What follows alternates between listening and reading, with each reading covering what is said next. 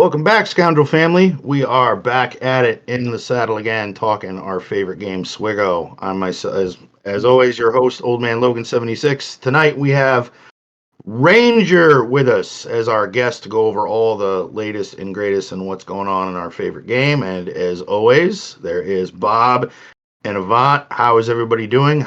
More importantly, how is everybody's Halloween? Yeah, it was awesome. Halloween was great. I had a good time. My kids, we were a Spider family. My son was Spider-Man, daughter was Ghost Spider, and I was also Spider-Man, full spandex suit. Very nice. Like the whole shebang. You got to zip it up from behind. Tonight, it's a little hot. Yeah, Halloween's in the rear view. It's over. I don't want to wear that costume again for a little bit. I was full Beskar Mando, and I was just boy.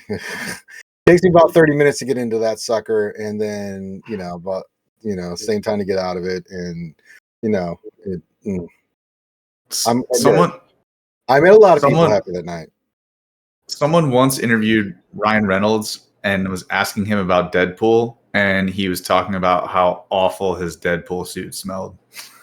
Oh, I'm sure it was pretty rank. It probably was not pleasant at all. Yeah, you got to get it dry cleaned and stuff because I probably sweated off 5 pounds at least just wearing the costume. So yeah. Yeah.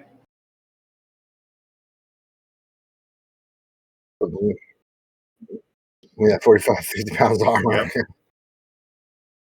No, my kids are older. I don't have to walk around and do the trick-or-treating thing, though, but I do get to decorate the hell out of my place and set up my little fire pit in my driveway and hang out. I had a cider in a crock pot with caramel-flavored vodka and had a mug and sat out by the fire and handed out candy and had a ball. So that was my Halloween.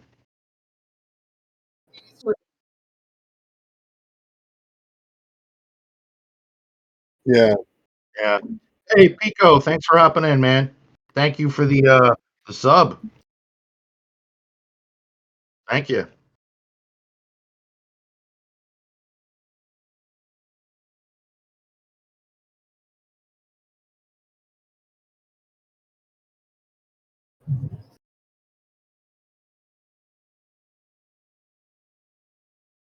All right. So, Ranger, let's I'm sure everybody here knows who you are, but for those that maybe, catch the stream later who've never heard of you, who are you? How long have you been doing content creation? What's your GP and where can people find you? Oh, is that all you want to know? My name's color. My favorite color is red. I'm a Cancer. I like long walks on the beach. Ranger Jade out of a shoe. Yeah, I drink a lot of shoeies, man, especially when the big dogs come in there and punish my ass. But it's for the kids. So, God, where to begin? I've been playing this game since day one. I'm 11.2 million GP. I've been content creating 7.5 years now. So, since 2016. Over on the Reality Scoot Gamers channel, which you can check out. We are the longest running live stream on this game, period. You are.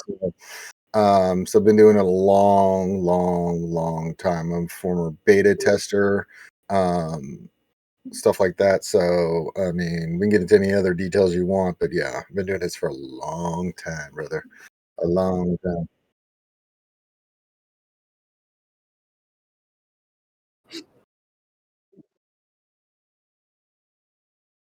Yes, he does. Yeah, we have our current.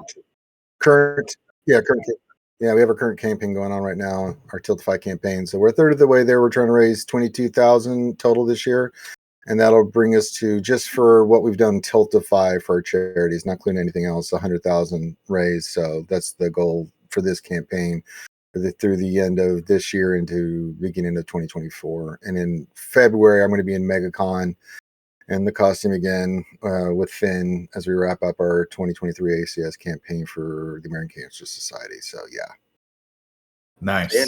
Yeah, Bob, Pico and another viewer saying they got no audio on you, man.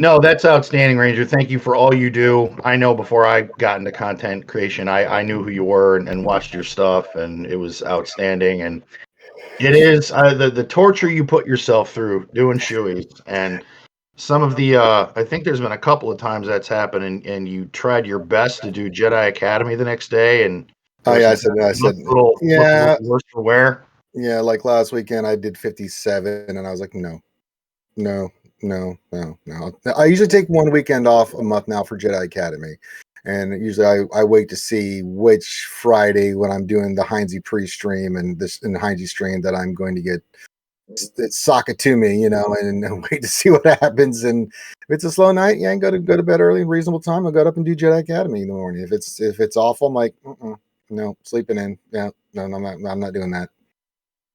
All right. Well, before we get to the main topic, I did want to get your opinion on the new tune that's out, the new Mando, the new Bo-Katan, the characters that are coming out, and what are your thoughts on this? I personally, from where I'm at in the game, I feel like this is something I can kind of wait on, depending on the cadence of when. Like, if the event sticks around, I'm really not going to worry about it. If it's like another Grand Inquisitor or a Jedi Knight Cal Kestis, I might have to look at it a little more closely. But what do you think of this new addition to the game? I mean, Bo-Katan will be great. We don't know the kits besides Vizsla, and his kit looks really solid. We don't even know what Bo's total kit's going to be. We just have indications from Capital Games about like what's the goal for her and stuff. We'll know she'll have datacrons, things of that nature, yada yada yada. So until we see the whole team, but it's very interesting. It's Mando season 3, basically, with Bo, Vizsla, IG-12 with Grogu, and then I'm really excited to see. And I can never say the Jedi's name correctly, so I'm not even going to bother. But seeing Ahmed Best, Killer and something. Keller, I always butcher it. But to see Ahmed Best get a character in Star Wars Galaxy Heroes is exciting, and it should be good. I mean, Starkiller was the last two that they've done of these. Starkiller was amazing. The characters that were brought in for that were amazing. Dr. Aphra, really good character. Actually, it is an investment to make that team work, but it has had some usage. But I still use Dr. Aphra a lot in 3s and 5s for counters because she goes first, and certain teams she just has that advantage on. You do need the right team and pieces around it. It's made it a lot easier to use her now that the relic requirements for datacrons have dropped down to 1, 3, and 5 instead of 3, 5, 7. So Totally. But Aphra, not as good as Starkiller. Starkiller is on another level, but still a solid character. But it was a character you didn't need, right? It's one of those things where it's nice to have, but if you don't have it, you're still okay.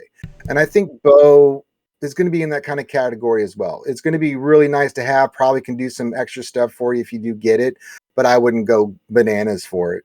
I certainly don't. And I'm caught up. I'm on Leia right now. I'm finishing her ultimate. I've got to take Drogon here the next day to 8.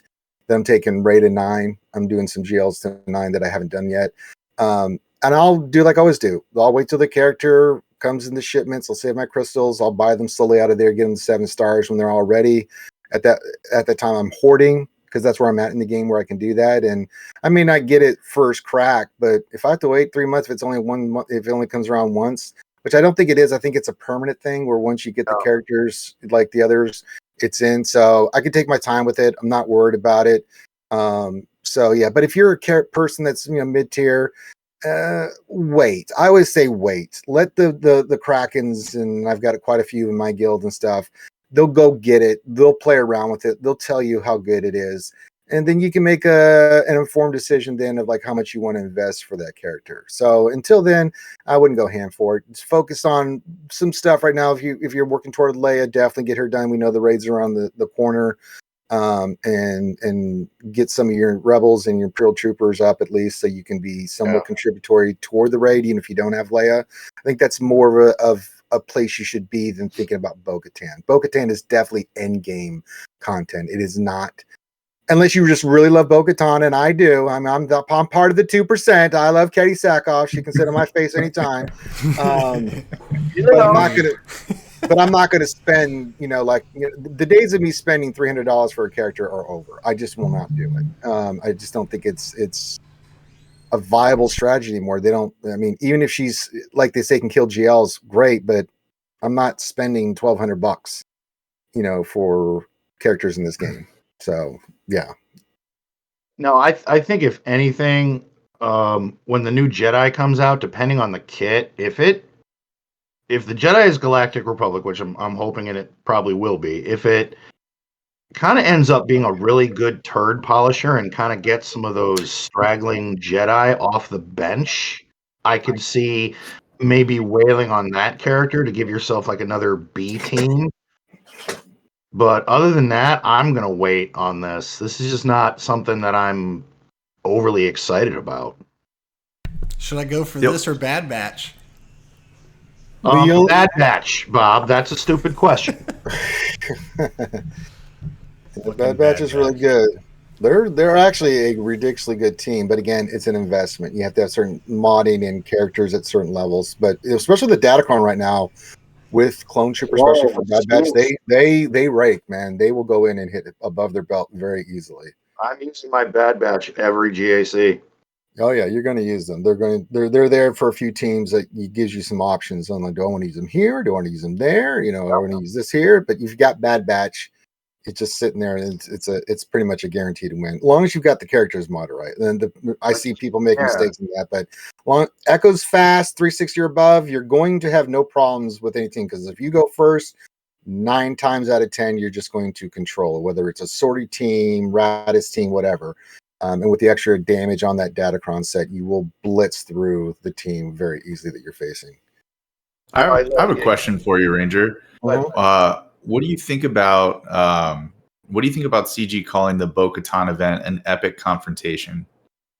Don't really care. They can call it whatever they want. It's like, okay, great. If it's like gas and the other one's like, okay, so it was interesting to me because you were comparing this event to Starkiller and Aphra, which were what they call the legacy events. Yeah. And it feels more like that than it does an epic confrontation. So I just found it interesting they keep playing around with that. They keep adding a little bit of this from that and this from that and creating this. And it's like, whatever. It's a damn legend character, whether you legacy, whatever you want to call it.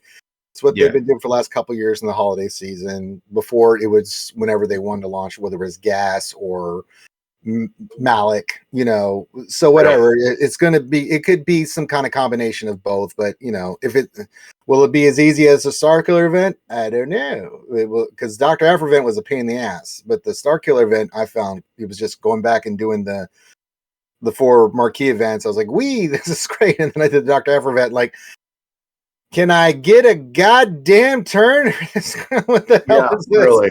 Literally. So, I don't remember the Aphra event. I'm gonna have to replay it to jog my memory. Well, remember you had to go in with the first round was Dash Rendar, wasn't it?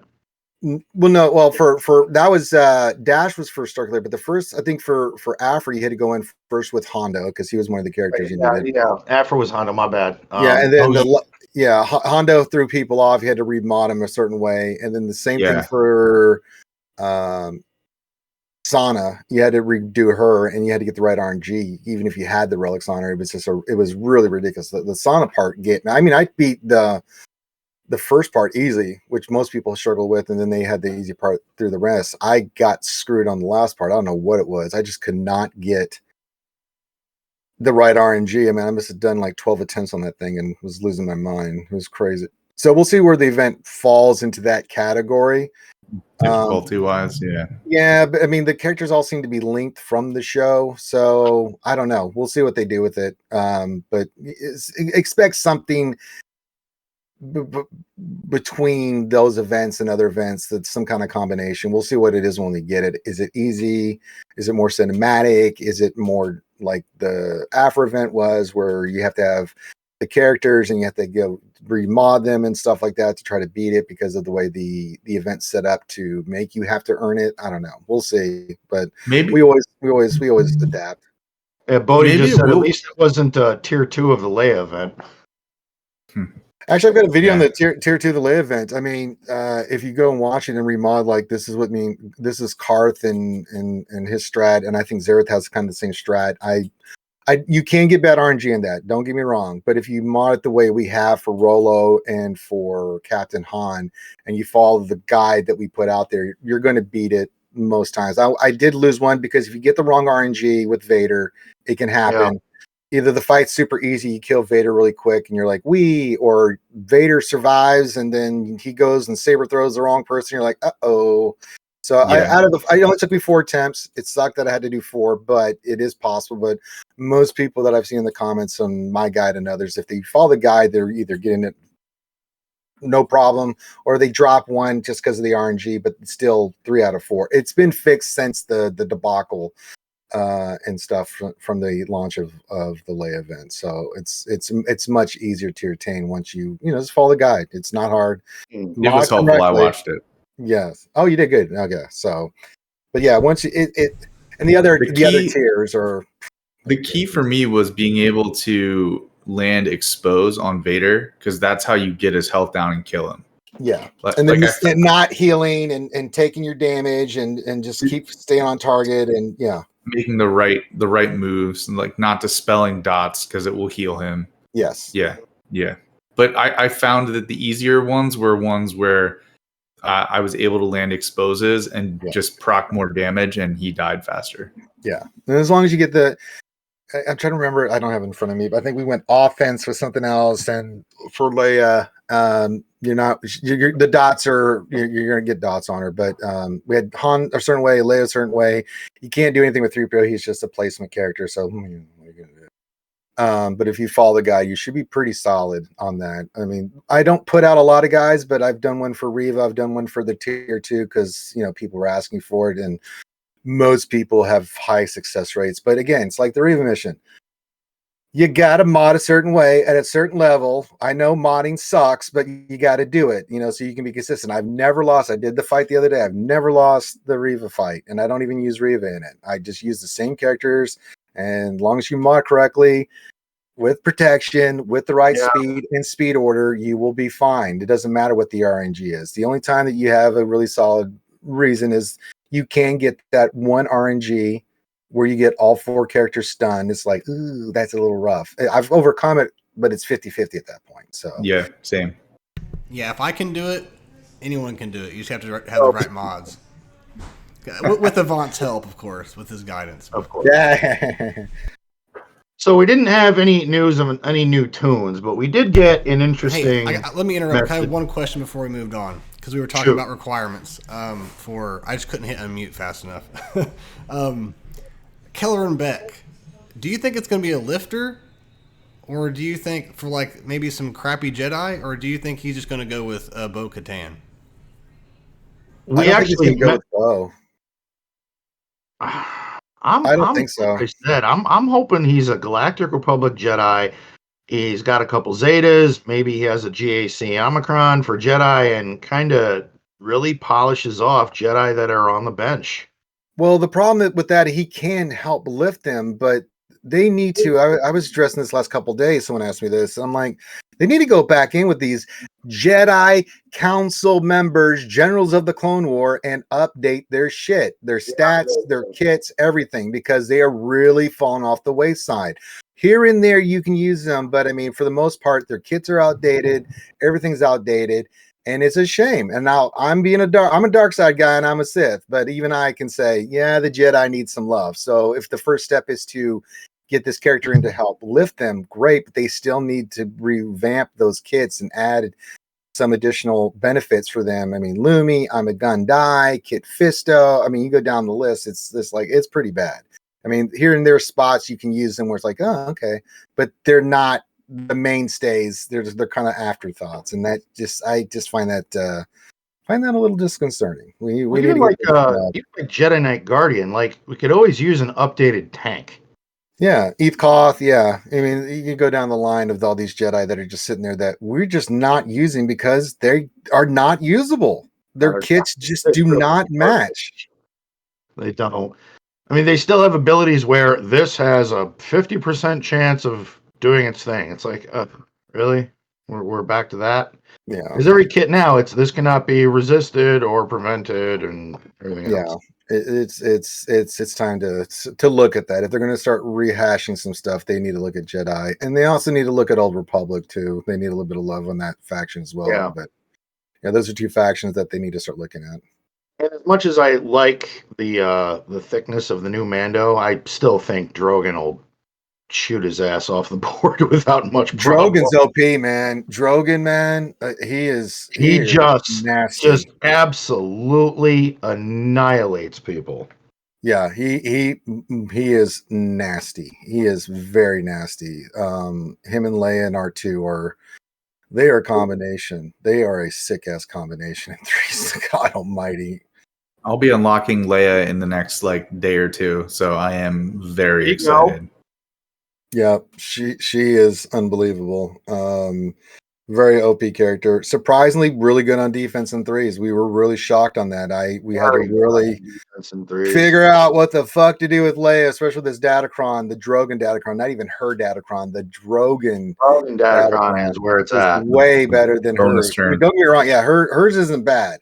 It's really nice, but the Drogon one on that team, good God. But the fact that everybody gets keen stratagem right out of the gate, that's just ridiculous. Yeah, and that's why, the team that I'm going to be using against is going to be SRKR. I'm bringing my homie Malicos, and the rest that we're going in there just to, I'm going to poke. I had to remod SRKR because it's for Leia, because I had an offense primary, damage. I had 14, almost 15K damage. Much slower, obviously, like 520, 530 speed, but you can't do that. So I had to get rid of some of the damage. He's only 12 something damage and 582 speed, so I can make sure I outspeed. I can poke Drogon and not even have to even consider this nonsense because you ain't using JMK. You ain't using some of these other tunes because I'm telling you that team will outlast you. And it will, especially with this Datacron on there with defense and stuff, it will outlast you. She gets ultimate. You're basically hosed. I don't care what Jill you're using. You are going to die a miserable death. So, yeah. Yep. So, again, we didn't really have any tunes that came out, but we did get some news. Tuscan Meathead. Did everybody here read it? Should I read it for the audience? I don't know. I read the thing on my stream, so right, so in depth. Yep. So on Halloween, Tuscan Meathead, hello, Holotable Heroes. I wanted to give you an update on the Grand Arena Championship and the Kyber Squish formula. Now, hopefully, even all the listeners, and of course everyone here on this panel, we know what the Squish is. We know it's been happening. It's been happening for a long time. And it's now finally being addressed. So he continues with, since arriving here at SWGOH, I recognize the intense passion players have towards the Grand Arena Championship and everything that goes into it. So when I started to notice potential issues in the mode, and thanks to the players who also reached out to me, I reached out to our data team to investigate further. I understand that this has probably been a long time coming for some folks, but I assure you that I have been working with amazing members of the EA team over this course of time to get the GAC formula where it needs to be. He goes on to what happened. In short, the original Kyber Squish formula was awesome and segmented the GAC leagues how we wanted them to. Then, due to GAC being a living feature with many moving numbers and variables, the formula caused some discrepancies on how it moved players between leagues. This is how we find ourselves in the position we currently are today, with the Kyber League feeling a lot less than it should be. The new formula. I worked with the data team to create a new formula that will take the GAC leagues and segment them to around the original intent of the Kyber Squish introduction. At the end of the day, we want more people in Kyber, but we also want more people progressing towards Kyber. I believe the new formula we will be implementing is setting us up to accomplish that. So what can we expect? Starting November 6th with the new GAC, an aggressive formula will be implemented to adjust players' placements over the course of several seasons. This will require careful monitoring on our part to ensure this goes as planned. We choose this new formula because of the stability and smoothness of the player experience during this adjustment. Players will not jump to another league unexpectedly when the new formula takes effect, but will allow players to promote faster and reach the updated league targets over several events. Once we have reached our initial goal, we will look into the data and gather feedback from you to see if any further adjustments need to be made. With our calculations, the adjustments will take between 2 to 4 months to move players around at a pace that will minimize potential issues from moving too quickly. There will be varying player experiences of movement based on your interaction with GAC. We will be monitoring these adjustments and will make changes to the formula during this period if needed. Once we are satisfied, we will continue to monitor the formula to ensure leagues remain healthy moving forward. In conclusion, we appreciate all your messages around this issue, and again, thank you to the members of the community who reached out to me to discuss these things. Your friendly neighborhood Tuscan meathead. You're supposed to read that in the Spider-Man tune. I'm supposed to read that in what? Friendly neighborhood meathead. This is a Spider-Man. Spider-Man joke. Spider-Man. So Does whatever Spider Pig He does. still thinks it's Halloween, man. Yeah, I know. So we know what the swish is. God knows I've if anything, it forced me to actually start paying a lot more attention to GAC and trying to get better at it, because if not, you're gonna get pushed down to Kyber 2. Now it's happened to me a couple times. I've had to fight my way back into Kyber 1. We just wrapped up 3v3. We'll go over that later, but I'm pretty decently back entrenched in Kyber 1. I'm sure that'll change once 5v5 starts. But we know what the squish is. What are your guys' thoughts on this message, and is this long fucking overdue? Well, yeah, it's long overdue. I mean, it's something that, I've addressed with both Crumb and Meathead in live format, because I gave him my example. How do I go 7-2, but still remain in Kyber 2?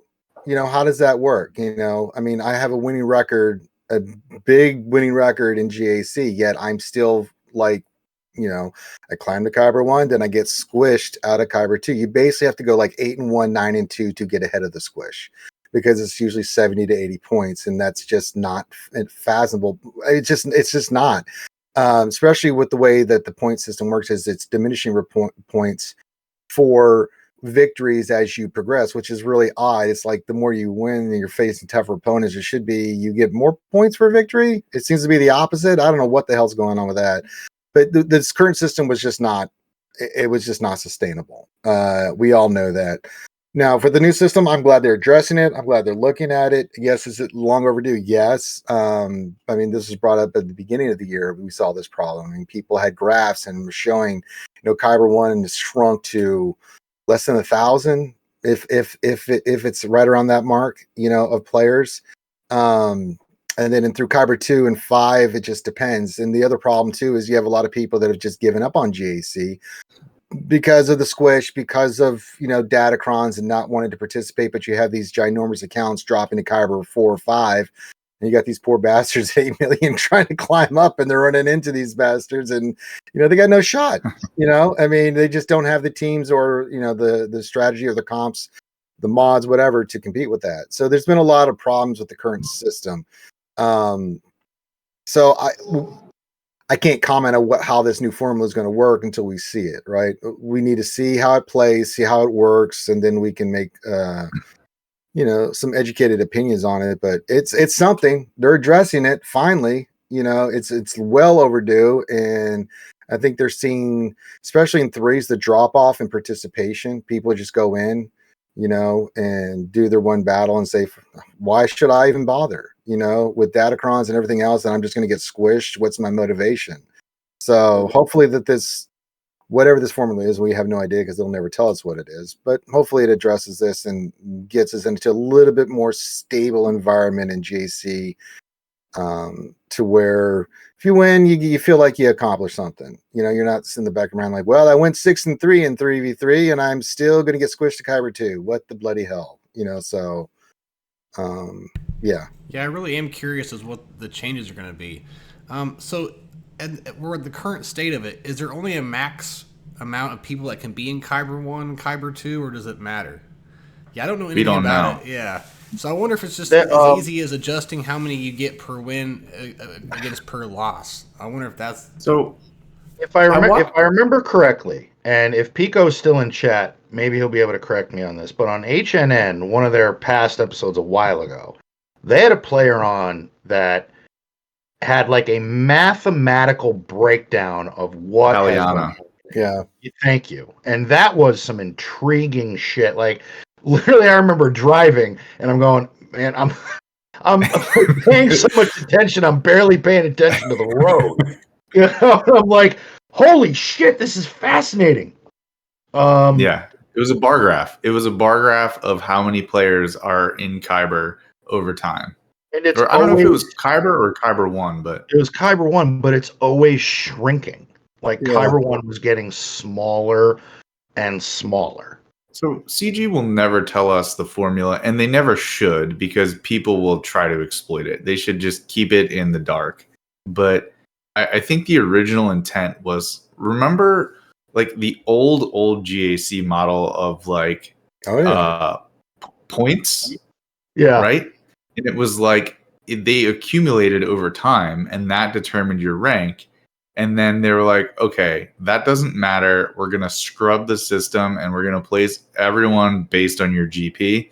And then based on how your performance is, you will either go up or down and kind of settle into whatever position you should be in based on your ability, your play style, and your abilities.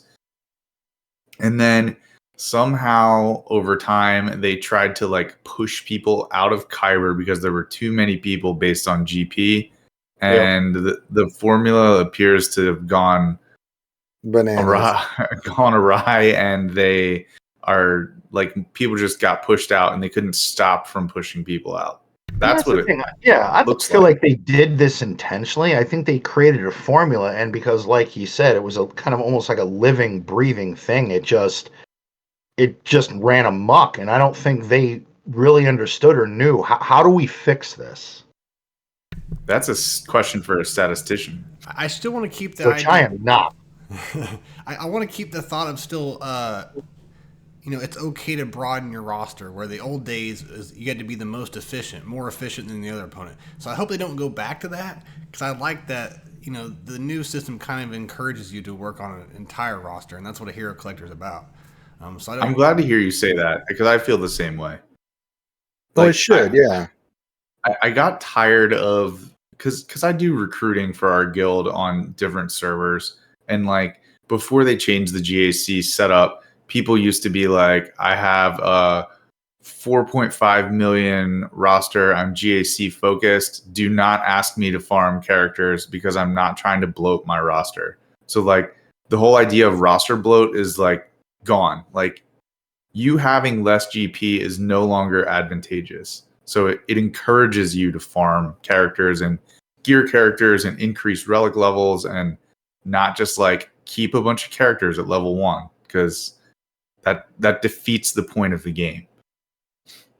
So I was about to type it out to him, but Depressed Wampa, first time chatter, thank you for coming by. Thank you, sir. He says, I wonder how the Depressed Wampa, that's depressing. He says, I wonder how the squish will affect mid-game players like myself. Don't you guys feel don't you feel like it affects everybody? And it's going to affect everybody, but we just don't know yet. We have to see it come into. We know we got to see how November 6th. We'll see. We'll see how everything lays out. We'll see how the new form is going to work. We don't know. I mean, we literally have no idea. Would you be opposed to them hitting the reset button and sending everyone back to where they belonged, like at the beginning, based on GP? Yeah, I've always been a fan, an advocate of a year reset every year. Some time frame where everybody gets reset. So you kick those turds out of, that are in Erodium that have 9-10 million GP. Get your ass back up here where you should be. That has been, in fact, in our Discord, there was quite the disagreement. We had a viewer, Shirley's still in chat. He was quite upset, and I understand why. My son actually messaged me recently and he was in a match in GAC, and he bought the packs and got the 2 legends. You know, that's what brought him back, and I think he's sitting at 5 legends, 6 million GP, and here he is. He got matched up against somebody with 7 legends and 10 million GP, and he's like, "What the fuck am I supposed to do against this?" You take your beating like a man. That's what I do. That's kind of I what think, you've been there, old man. You go in there Yeah. like, okay, 13.3 million. I have no shot at this. Okay, Yeah. good. Okay, at least I know ahead of time. I'll give it the old college fight, but I'm going to go in there. I'm going to get slaughtered, and I'm going to be happy about it. God damn it. So that's just what you do. But I think you got to reset everybody with their GP if you're going to introduce a new formula, because it's so chaotic right now where people are at. I don't think you want to have a new formula with someone in that circumstance. You was trying to climb at 7-8 million or face someone at 10-11 million. That kind of defeats the purpose. So reset everybody back. We'll start from new and let the new system work out. I'm okay with that. I think the people who are going to be mad about it are the people who've climbed up and are now like, well, great, now I don't get good crystal rewards. But my comment to that is going to be, well, if you climb to Kyber and you're now dropped down to what's below that, Erodium? Erodium 1. If you've climbed to Kyber and you get dropped to Erodium because they hit reset, guess what? You're a good GAC player, and you're gonna win a ton of GAC rounds, and you get more for winning than you do for losing. So really do. You will get your crystals if that happens to you, and it will probably shake out pretty darn even that compared to you being in Kyber and winning but losing more than you would have in Erodium. And I think it puts everybody back on a fair playing field. And, you know, we know this has happened. I'm just going to be real. There are some players out there like, man, fuck this. I'm just going to drop and then beat the shit out of a bunch of lower players. So, you know, I don't have to deal with this. And that's fine. I understand it. And trust me, I get that. I get it because with Datacrons and the insane amount of time and effort you have to go through with Datacrons, the current system is frustrating for that. Why try? You know, why not drop? I totally get it, because you're just sitting there like, what's my incentive? I mean, I just am competitive by nature, so I want to try to win, get crystals, no matter who I'm matched up against. But you know, I get it. You know, it's like, I don't want to have to do this much for GAC. I just want to have a quick fight. I want to have a good fight, but you know, if I can't find that at the top, I'll drop a little ways and then I'll get it there, you know, and I don't have any problem with anybody doing that. I think it needs to stop though, because I try to think it from everybody's perspective. What's the benefit from everybody? Yeah, you drop, but then you're down there with some guys that are really trying their ass off too, and they have no shot either. Yeah, I was just about to say that. That's frustrating for them, you know. So where I'm at, I'm in Kyber 3 with 3 GLs, which I have all 3 of the GL ships, but I'm always fighting 6 and 7 GL opponents, which is fine. I'm in Kyber 3. That's about right. But I have all kinds of viewers that are, you know, they're only 4 or 5 million, and they're fighting people with 5 or 6 GLs down in Erodium. Yeah. And that's what, I mean, I get, like you said, I get why people wanted to. That's what I hope they can figure out, because that's one of the biggest glaring problems, is more for the beginners. And you want to bring new players in, but if you're, you know, if they're morale about the best mode in the game, it kind of kills it right from the get-go when you're fighting people that have dropped on purpose or just don't care. I don't know. I think they shouldn't allow a certain GP to fall out of Kyber, I don't think. I don't know. Yeah, I think it'd be nice if they had some kind of line that you just can't drop past. You can be at the bottom of it with your GP, but you can't drop down to Erodium or something crazy like that, you know. And then like if you fall to that line, you're going to be at a level where you're not going to be, like, if you're not trying, you're going to get beat up by people who are the same GP as you, instead of falling down to categories where you're just way bigger roster wise. Yeah. You know, up until this post, I was kind of at the point where I was going to take my foot off the gas a little bit and just be like, look, I'm breaking my own balls trying to stay in Kyber 1, and it became frustrating. So, because like Ranger said, there's times I'll go 6 and 3, and I'm not really gaining any ground. I'm losing ground slowly but surely. So And Well, then that's the other frustrating part. Yeah. It's decentivizing. It's not sustainable. The squish is really pushing people out of Kyber. I mean, we're competitive in GAC because crystals for one, but not really the rewards. The rewards are fine, but I mean, we're just mainly trying to get victories for crystals. That does have a huge impact.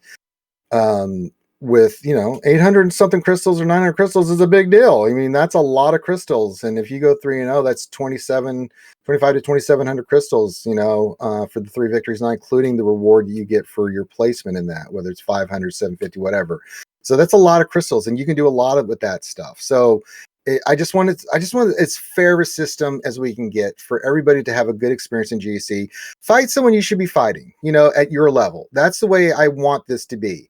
Yeah. I don't want anything where, it's just you have a good, clean fight and you're at the level someone else is. You're not worried about just getting manhandled or, it's just something that the balance needs to be there, and it's not been balanced for a long time. And the frustration part with the introduction of datacrons and everything else that goes along, I mean, just doing the fights themselves is its own thing. But it's frustrating when you're winning but you're not really winning. Yeah, you're getting crystals, but you're getting dropped out, so your weekly crystals eventually would affected. 20 crystals a day less does add up in a month.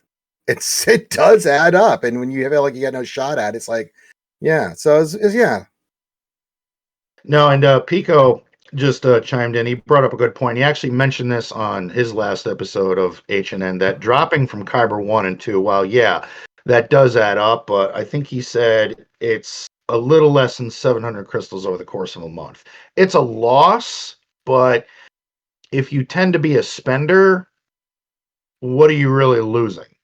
You're spending anyway. Exactly. Yeah, spenders don't care. Big spenders, I know, they don't give a shit. So bastards on their yachts and shit. But you have your Krakens, they don't give a shit. But your smaller whales, your dolphins, people like me that will spend in certain portions and are at the point in the game where they're on top of everything.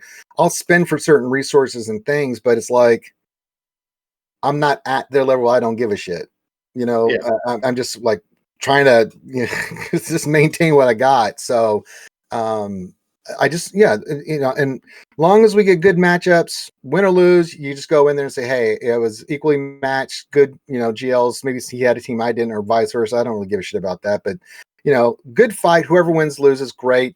But I don't want it to be where, like I said, if I'm facing someone that's 13 million GP because they're sick of the grind at the top of Kyber, which I totally get. If you've seen the top of Kyber, holy shit! Oh yeah, no, those accounts are outrageous. Yeah, one guy messaged me. He's like, "Sorry, man, I just had to drop." I'm like, "No, man, salute. I took my beating, man. Congrats." It's like, I get it, dude, because I have seen those fights and they are awful. With the 400% defense datacrons on every fucking team and everything. It's nuts. So that will wear your ass out quickly trying to deal with that. I mean, Karth does it all the time, and God bless him, man. I don't know how he puts up with that stuff, man, because he's constantly in the top 100 dealing with that crap. I'm like, better you than me, man. I just want to be in Kyber. I don't care about being the top of Kyber anymore. I used to be, but I'm like, no. Forget that shit. That was actually kind of my thing. I just felt like if I stay in Kyber 1, I still got, I don't know, some lame fucking bragging rights, but I'm like, all right, I'm still in Kyber 1, but now I'm just at the point where I'm all right with Kyber 2. It's exhausting at a point. I think I'm at peace with it. Yeah, it really is. I mean, it's hard. I mean, it's like with datacrons, it's frustrating because you're already dealing with what you're facing, just trying to get victories and get ahead of the squish. But when you get in there and then you're fighting the good fight, but you're going against some player that has these insane datacrons, you're just like, RNGs, just be with me, because if this team doesn't work, I can't face the firepower that, this screws me up for the rest of it. So, yeah. So, yeah, as long as it evens out, we'll see what the new formula does, evens everybody out. If they have to do a reset, do a reset. And then have some caps on the GP, because I want these mid-tier, lower-tier players to face mid-tier and lower-tier players. Now, if they have more stuff than you, but they're at the same GP, well, they spent. Sorry. You're going to get those matchups. You can't make it completely. No, you are, and the thing is, like you'll have guys that are in the same similar GP, but you're going to be able to tell who invests more in Datacrons because Datacrons doesn't affect your GP. So No. you're going to be able to tell who invests more into that. So if you're around the same GP as another player, but they have 17 level 9s to your 3, and you get your ass handed to you, That's the way it you goes. really don't have anyone to blame but yourself. Yeah, you should farm Datacrons more. Bob. God. Fuck Well, Datacrons. That's easier said than done too, man. Because the way they're doing these conquests here lately, man, kiss my ass, CG. Good Lord. Yeah, I God have damn. to choose between Datacrons or Red Crate. Like I don't. Oh no. Here's the strategy. Now this is what I do. I spend the $30 on the first round of conquest. Why? One, with the new box, it gets you a lot of the feats, so you're not stressing about it as much. And I'm going to be farming mainly treasure node 1 and 2 because I want to get a large influx of Datacrons and I want to get as much cash on hand as I possibly can. I only need 1 red crate. Like this conquest, fuck red crate. I'm getting gold crate, and I'm going to be now on this one is going to be farming treasure node 4 and 5 because I'm now taking my Datacrons from 6 to 8 to those higher levels, and I want to get the certain stats and ability scores and rerolls and things. And then the last conquest, gold crate again. Don't give a shit. It's like, in that one, I'm just buying impulse detectors, whatever my little heart content. You buy those packs, 1 red, 2 gold. You unlock the new character. Yeah, I mean, and with this supplement, you have to get the $9.99 pack, which I do like because of the rewards in the track, because there's a lot of good rewards that are in there. So for me, that's where value is at. But I've been telling people, like, and I know people are stressed because of Proving Grounds, but I'm like, if you just get gold crate 4 or 5 times in a row for that character, you're good. You don't have to deal with Proving Grounds, but you didn't have to stress about red crate. And some of these feats are very much tied into all the new characters and stuff. And if you don't got them, don't fucking worry about it. Just get your gold crate. Do what you can do with the teams you got. Get the best box you can. Instead of 3, it's going to be 4, 5, 6 months you get the character unlocked. But Beskar Gideon is not that important of a character. I think he's going to be good, but he's TW. Unless you're really hardcore on TW, it's really not that important. I agree. Focus more on the best box you can. And if you can get a higher box and you can't really do any more of the feats, farm the shit out of Datacron nodes. Get all those rewards, get Datacrons, get the cash, get all the rolling mats that you need and stuff, and do that more than worry about the character. We got to change people's minds about this shit. I've been buying the cash every day, couple times a day, and I've been thinking about the same thing. Moff Gideon, it's a TW character. I'm not really into it. Yeah, I'll unlock him at 7-star. I'll gear him up methodically, slowly, when I get around to it. But I'm sitting on 19 level 9s in this latest Datacron set, and I've got everything that I wanted on my shopping list. I know I've expressed this to Bones a few times, and I just want to say it for other people to hear. You don't have to spend. If you don't want to buy the Conquest Pass, you can get the gold box every time, and you will unlock the character after the second iteration of Conquest. So each iteration being the 3 rounds, that's 1 iteration. And then the next iteration of those 3 rounds, if you gold crate every time without buying the Conquest Pass, you will unlock the character. I believe you still have to buy the character shards at the Jawa node. You do. I mean, you're not spending money, so you're not going to get that bonus of spending that currency on extra loot. So you should buy the character shards because you don't want to be dealing with Proving Grounds. Yeah, we've seen the nightmare those are. I'd rather pay 600 crystals for 5 shards. If it's the character I want and I just do that intermission between Proving Grounds and Conquest. Proving Grounds is outrageous. Oh, it's So real quick, guys, though, before we go away from the matchmaking thing, there was a comment in the comments that I thought was kind of interesting. Herfadurfa says the real solution could be something similar to what Clash Royale implemented after years of pure skill rating style matchmaking. Up to a certain point, let's say K5 in SWGOH terms, there's a hard cap on how big of a roster disparity you face. It will branch out and give you someone with a larger skill rating gap in order to maintain the GP gap. So 13 million accounts, and Bronzium 4 would just face other 13 million accounts.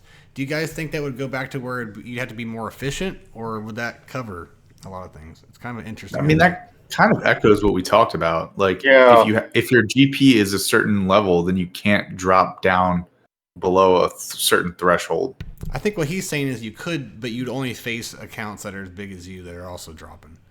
Well, the problem is if you can't find an account in there, for instance, let's say someone drops really far, but there's no one that has that kind of GP even more close. I mean, do they take that to account with the different levels of where the GAC is at with like a rhodium and kyber and chromium and all that stuff? So it's an interesting thought. If it could work, something's better than nothing, man. Right now, what we have right now is busted. So any ideas are good ideas, and I'm open to all of them. But yeah.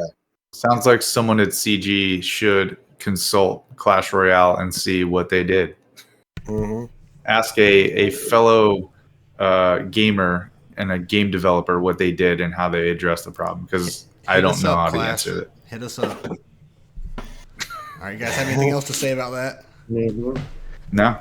So, Ranger, I meant to ask you. You'd mentioned it earlier, and I remember when it happened. I did think of you because I'm thinking to myself, oh shit, man, Ranger's having a fucking fit. The little issue that they had with the first conquest. What was your reaction to that? Where the Morian Guard and everything was like, it's just bullshit. I mean, the problem is this is not just a conquest thing. Okay, this has been a problem. So when CG gets stuff right, I give them props. You know, when they did events right, I give them props, right? But one thing, and they've done a lot of good things. I mean, you can say what you want about CG. There's been a lot of good stuff that they've done. Problem is, one of the biggest things glaring us in the face is these bugs and releases, for the most part, have been fucking dumpster fires. They just have. There's no way to sugarcoat that either. They've been really, really bad. The bugs have gotten really out of hand too. And so when you ask people to make it, like Leviathan, we all know what a shitstorm that was, you know, but it's been consistent. Since the Jedi Cal event, that was really well implemented. I like the Jedi Cal event. I thought they did a great job with it. But since then, especially, there was some stuff before then.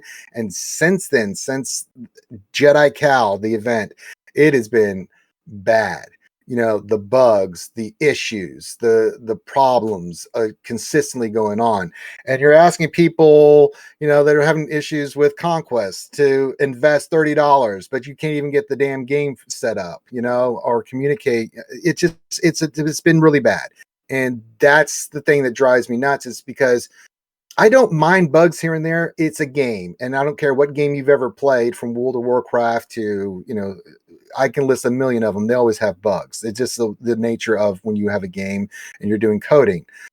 But at the level that it has been for Capital Gains with all these releases, and you can go down the list, the tear shit with Leia, Conquest, Leviathan, just going down the line of just major bugs and problems, releases, shit not tested, not knowing how stuff's going to interact. It's really, really bad, and it's something that they've got to address, because when you, as I said, when you ask people to spend on new characters and new tunes, the amount of money that you're asking, the basic thing that you have to do is, for the most part, it just works and is pretty balanced. That's not a hard ask in a game like this. And if you're not meeting those requirements, you need to take a step back and go, what the fuck are we doing? Okay, this obviously isn't working, so why don't we try something different? Because what's happening now is not working. Because when they had, it's like, so here's the thought, just for me. If you have it in the test environment, and I know that test environment because I was a beta tester, before you release it to everybody in the live environment, have some accounts in the live environment that you can go in and see how the shit's working. And then that way you can say to somebody before the Leviathan event happens, like, we just did some testing in the live environment. There's some major problems with this. We're going to push the release date back. Yeah, people will grumble, but they'll be like, well, I'd rather you get it right than push it out like we had with Leviathan, where it was just shit all over the place, and we had to wait damn near a month plus before it was fixed. You know, it's like, good God on heaven, you just can't throw shit out there and pray. Especially with the amount of money people are spending in this game, you just can't do it. It's not fair, and it's not equal value. If you're going to expect people to commit time and effort, which is just as important as the monetary value, and farm the hell out of this shit and conquest and other stuff, and then not have it even close to working and just being a disaster, what are we doing? There's got to be a better standard, and that's the standard that I hold CG to when it comes to this stuff. And I want them to make their money, but I want the product to equal the money and the value that people are paying. If I'm going to sit there and say, this is a good game and you guys should try it, you've got to give me something to work with. They can say, well, it's a fun game when they don't have shit fucking up. That's not a good message for someone as a content creator that you want to be telling people. So yeah, that's the biggest issue with this shit right now. That was a big topic that we had last week, and that's another reason why I'm kind of looking at this new Bo-Katan character going. And the topic we talked about was, what has CG done that has gained our trust in terms of something we're going to invest time and money in? How do we know it's even going to work right to begin with? How do we know? It said her GAC Omicrons will rival Galactic Legends. Okay, how do we know that? You don't. We don't. Yeah, trust is a big thing. I mean, what do I know? I just have a degree in business and marketing. Sorry. But I mean, it's just head scratching. Like the expectation on when it comes to this stuff, and I take it seriously. To CG, you may just be a number in how much you invest and stuff. To me, you're a living, breathing person. When I look at players in this game, what they spend, I get to know them. What's your background? What do you do for a living? Do you have a family? What's the blah blah, all this stuff, right? Yeah. And I take that very seriously.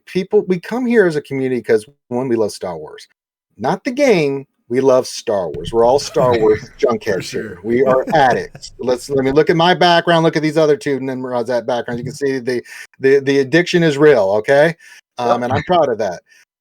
So Star Wars brings us together. We like playing this game as a hero collector because we like to, live those moments and stuff. And it's something for us to talk about and do, and we like to have fun with it. But what we don't want is all this time and energy and effort being on the negative. We'd like to have some positive stuff. And CG, the trust thing is, listen, you keep burning people with this shit, you're going to see less and less people spending. You are. Some people, as I learned from Zig Ziglar, some people will always spend. Some people will never spend. That's not what you're worried about. You're worried about that big percentage in the middle that is looking to see your way of doing things to commit to you one way or the other.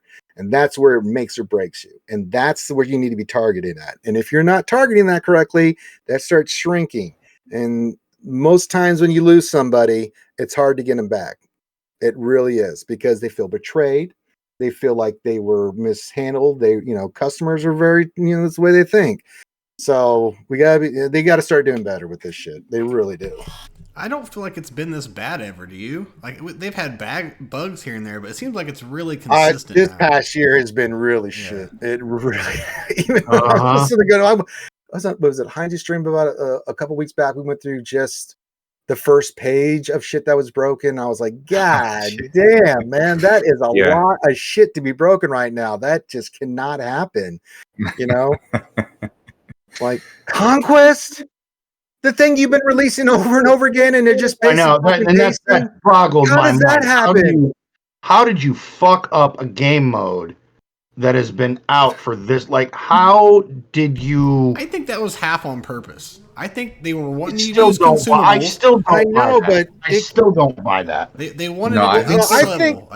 I think they were trying to increase the little bit of a difficulty on it, but didn't test it. Exactly. Yeah. I think what the person did you think was going to happen when you put some shit like that in there? Those Mandalorian guards. That was the raid. The person went to edit the stats. The person went to edit the stats, and they sneezed and they slid their finger all the way up the slider and then just hit enter, and they were like, "Yeah, that's good." Yeah, and they were like, "Well, our test count, they're fully maxed out. They should be fine, even with lower play." No, that's not how this works. God damn it! Stop it! Stop it! Especially someone who doesn't spend like me, and I'm just a regular average player, doesn't spend money. So as soon as Conquest hits, you want to start hitting on it because it takes you forever. You gotta do it on like a budget. So every Blitz. minute, every You gotta hour blitz through. is precious.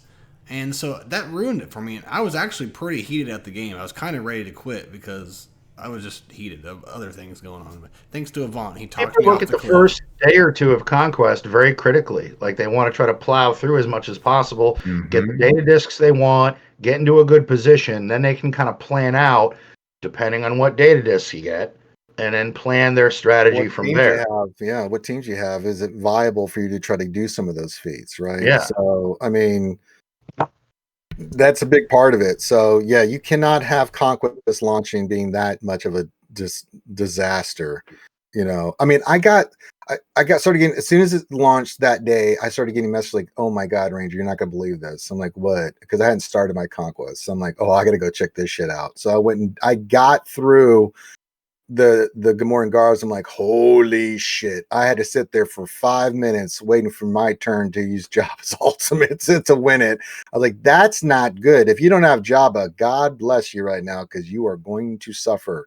And then I got to Jabba and I beat it. But I was like, good God almighty, what the fuck is going on here? And then I started seeing the forums. I'm like, oh no, what did you do, CG? Oh God. All right, someone shit the bed there. Someone thought this would be a good idea. It's not a good idea. And so, yeah, it's just stuff like that. You just scratch your head at it because they do some good stuff. And you're like, way to go, CG, good stuff. And then you come back over here like, would they not the same people working on this project over here? What happened? It's like that doesn't make any goddamn sense. Like, how can this be so well done and executed? And then you look over here like this seems like a different person in group work on this entirely and had no clue what the hell they were doing. It's really strange, man. Okay, so going off what you just said, hold on, going off what you just said. Yeah. Very soon after that Conquest bullshit happened, they dropped those GL packs. Was that damage control, or do you think that was planned? I think that was planned. They always plan. I always talk about the big whiteboard. I've talked to them about like they plan stuff out per like a year out, right? Then the way it gets to the end of the whiteboard is they'll have ideas, concepts, then it gets to the next stage and the next stage, and then are they going to go forward with it or are going to drop it, certain things and stuff. So yeah, I think that was planned. I think they've had a plan. You've been seeing this with the hyperdrive bundle and some other things and packs that they've done previous to the GL bundles where it's like help players get caught up quicker and some of the events we've seen and things of that nature. And then they said, let's go all in on it. And I think that those were fantastic. I mean, I was all for it. Someone asked me like, it made me happy after all the bugs. I was like, all right, I'm back. It's like being in a toxic relationship. I think next year they should do the same thing with Luke and I don't know how they would do Luke. There's so much crossover with that, but definitely just certain characters, like they do with the other ones. It's just certain ones. Yeah, definitely Sith Eternal Emperor, and I mean, I don't know, maybe a little too soon for an Afro pack, but possibility. Man, maybe I wouldn't. These characters have been out for multiple years and stuff. Like I'm like the easier for these players to get their hands on it, to have it, to work on it, to get it done faster so that they can progress in the game more. It helps guilds in TB. It helps guilds in other areas. It helps the players get closer to end game content. They're not struggling as much in Conquest. It's helping them in Conquest. I am totally for $9.99 packs for these older GLs. I mean, by all means, please. It sucks for your resource pool though, because you don't have the Zetas and ability mats. But yeah, that's a good problem. That's a good problem to have, though. Because you can go back and work on that stuff. But it's such a relief for those guys, and I've talked to them, to not have to stress about not just gearing but farming the characters and then gearing them and all that stuff. It was such a relief.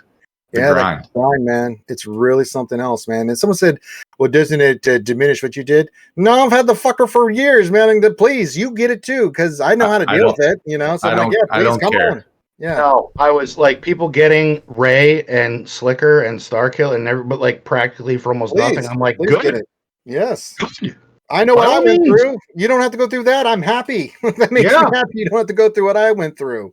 I mean, I hope you got a bunch of gear and 6 Zetas sitting around, but hey, I'm glad you got it. Yeah. If you don't Dude, have yeah. the mods and the Zetas, don't worry. Just work on that stuff. It's something nice to work on. You know, The only other wrench- stuff and work on the mods. The only wrench this is going to throw is they're going to have to release a new GL for every new raid, because if they release a first order raid or a resistance raid, now everyone will have the GL toy that does the major damage in the raids. But they're not going to do that. They're not going to go back to Kylo and Rey. They've had their moment in the sun. I mean, Kylo especially. I mean, he was the Rey king, for the longest time in all the raids. Forever. Yeah. So I think he's had his moment to shine. And then Rey was never meant to be really a Rey character. She is the queen of GAC and TW for a reason. And so she's had her spotlight and still has her spotlight, so I don't mind that. As we get newer characters, again, if you're going to grind it out and you want the new shiny and you're going to pay, then you got to earn it and you're going to have it for everybody else. That's what you go through to have it before everybody else. But you don't want everybody else falling so far behind that they're just sitting in a different game and they're just not experiencing the same thing you are. And I don't want that. I want people to be able to get these characters, if not going to pay, but have a path where they feel, in a couple months, if they work hard and stick with it, then by golly, they can get that shit. And I'm okay with that. I have no problem with that, because I'm going to get a bit of that. And if I have it for a few months and they don't, that's my advantage, but eventually it should go away. I shouldn't maintain that advantage. I paid to get it. I got it for 3 or 4 months. Hey, I'm happy with that.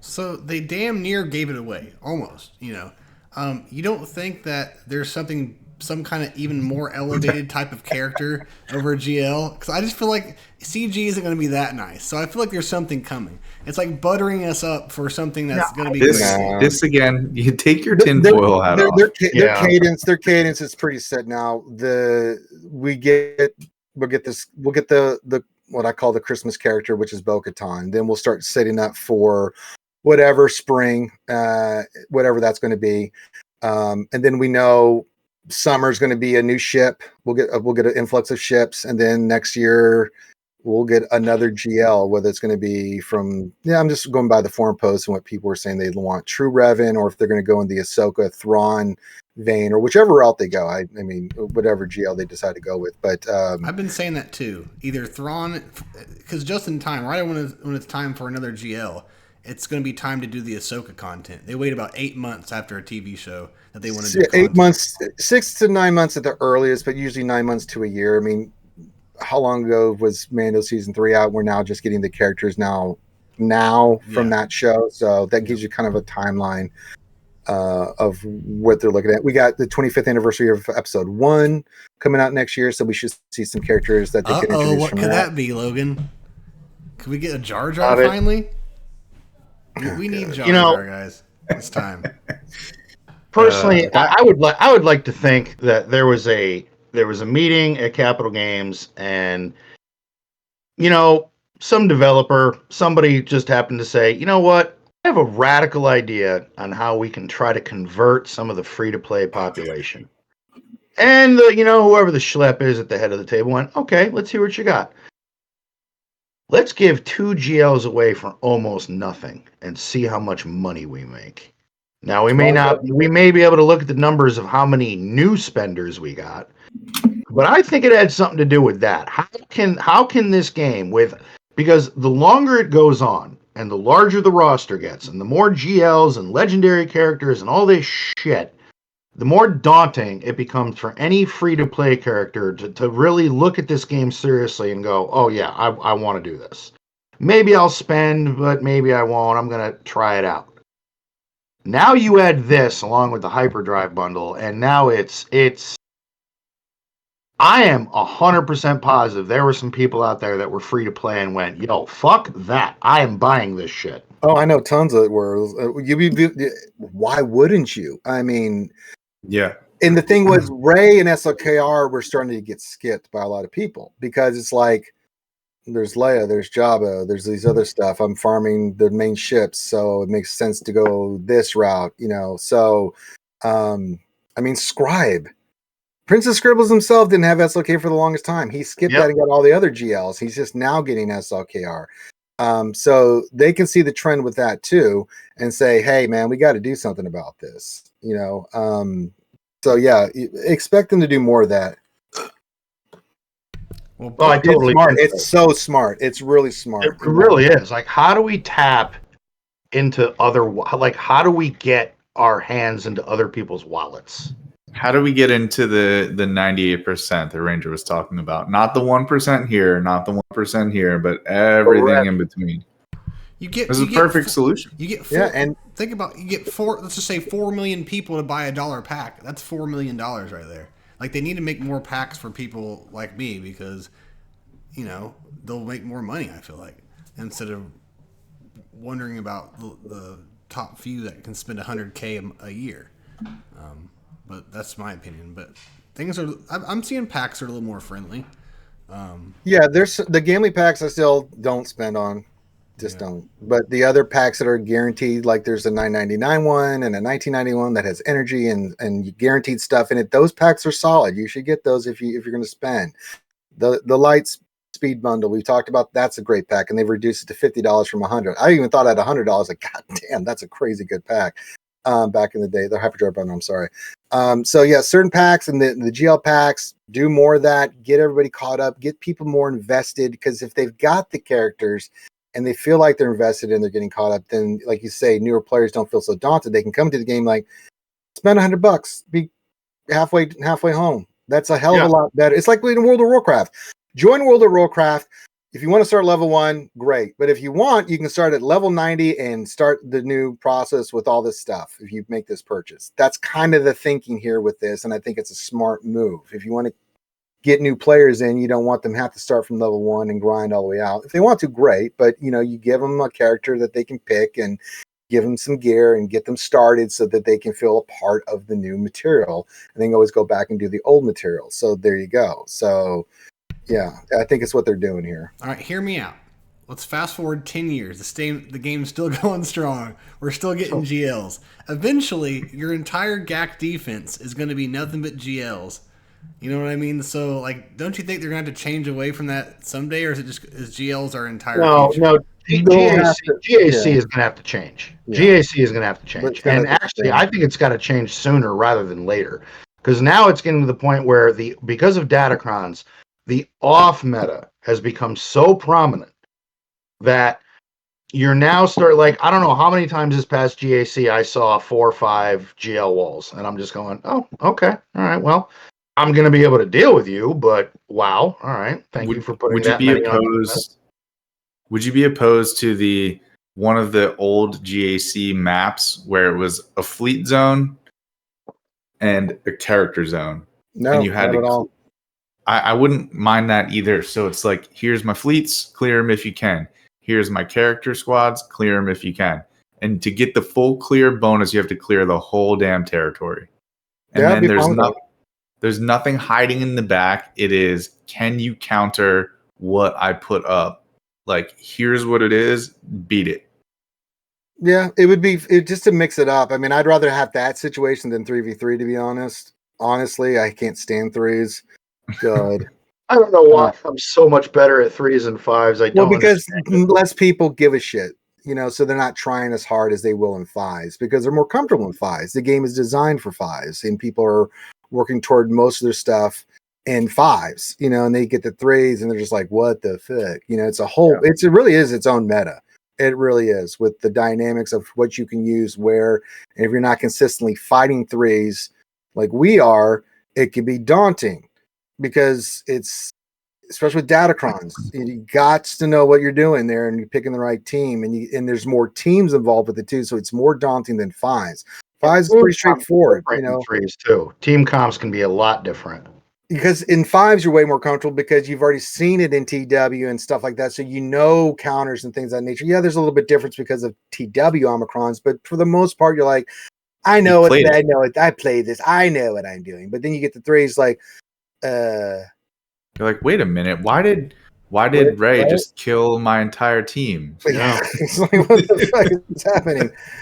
It's like, God damn it. And it's just long enough that you get rusty at it every time it comes back around.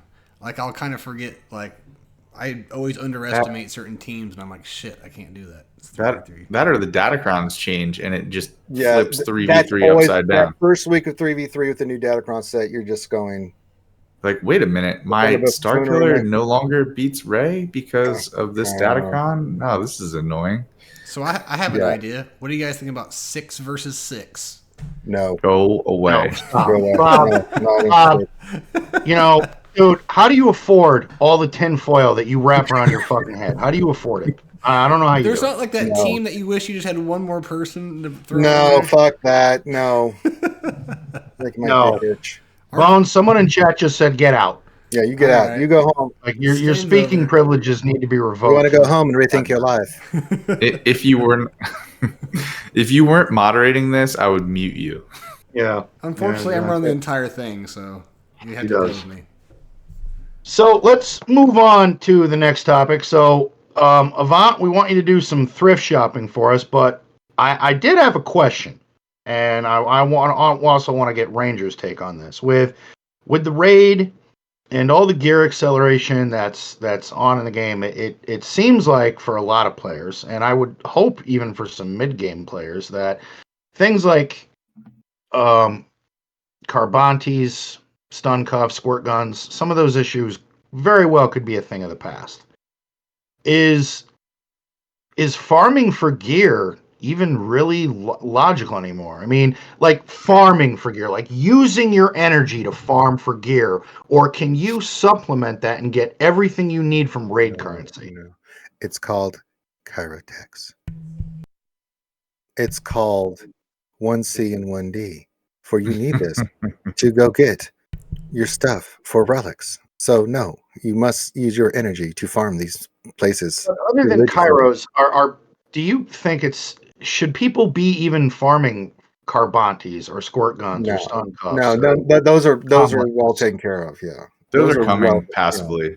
Those come passively. I feel like if you're a beginner at a certain point and you're not in a certain guild or a type of guild, then it is a thing still. Until you get to that guild until you reach a certain point of saturation where you're progressing, you're getting the rewards, and then it starts accumulating and things of that nature. But you will reach a point with that older gear where you've got plenty of it, and they've done a good job because you got the weekly events, the other events, the stuff that's coming at the raid rewards. You've got you can supplement, but you still got to farm Chirotex, and you still got to get that shit. Unfortunately, that's still something that is the bane of relic material is still a thing. You've got to have that salvage, and you've got to have those pieces to salvage. So the gear for they've done a good job with the Carbantes, the stun guns, the other stuff. That's more readily available in more places to ease, and I think they've done a pretty good job of that, and it gets easier as you progress. There's just some gear. God, it's just endless. It's fucking endless. Logan, I will answer this question as the 10.8 million player I am. I have 7 GLs, and I'll be unlocking Leia in probably 2 days. So my strategy is always wait for the characters to release on a farming node, and then I farm them, and I do depending on how bad I want them. I usually don't want to wait because I have fear that there'll be a requirement for something and I want them ASAP. So whenever there's a new character, I 25 and 50 crystal refresh on the nodes, unless it's a Cantina node, obviously, and then I'm dumping all my energy into just getting them to 7 stars. So that's what you should use your energy for always, because if you need a character and they're 3-star, they're useless. They need to be at 7 stars. You got to get the character shards. And if you don't have character shards to farm, then you're farming one of these important nodes that Ranger talked about. You either need Lightside 7B for Shock Prod Chirotex. You need Darkside 8A for the Battle Computer Chirotex. And then if you don't need those, good for you. Then you should be farming Lightside 1C or Lightside 1D so that you can get Carbonite Circuit Board salvage. And then fleet, you should be farming the node with the fusion furnace. And then if you don't, furnaces are fine, med packs, whichever purple or gold you need. Or the med pack, because the med pack node is definitely one where like I'm about to unlock Leia and I'm like, shit, I need 160 of those things. Yeah.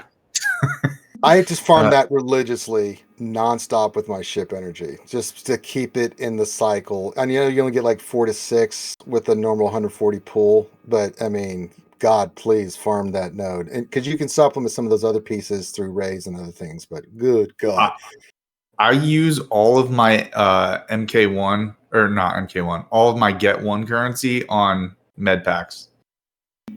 Okay, I exclusively use that to buy MK6 Mark 6 med packs because I'm like, God, what else am I going to buy with this? It's either that or I get the other pieces with the Get One, and then Get 2 and 3 is Cortex. It's just as many Cortex you can get.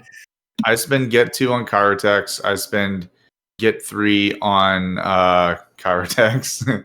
and then like that way you have enough saved up for a character, especially the new ones, because they all require Chirotex. Like I'm about to unlock Leia and I need 400 shock prods and 300 computers. 700 Chirotex. And I have them because I literally have been farming them for like 2 months.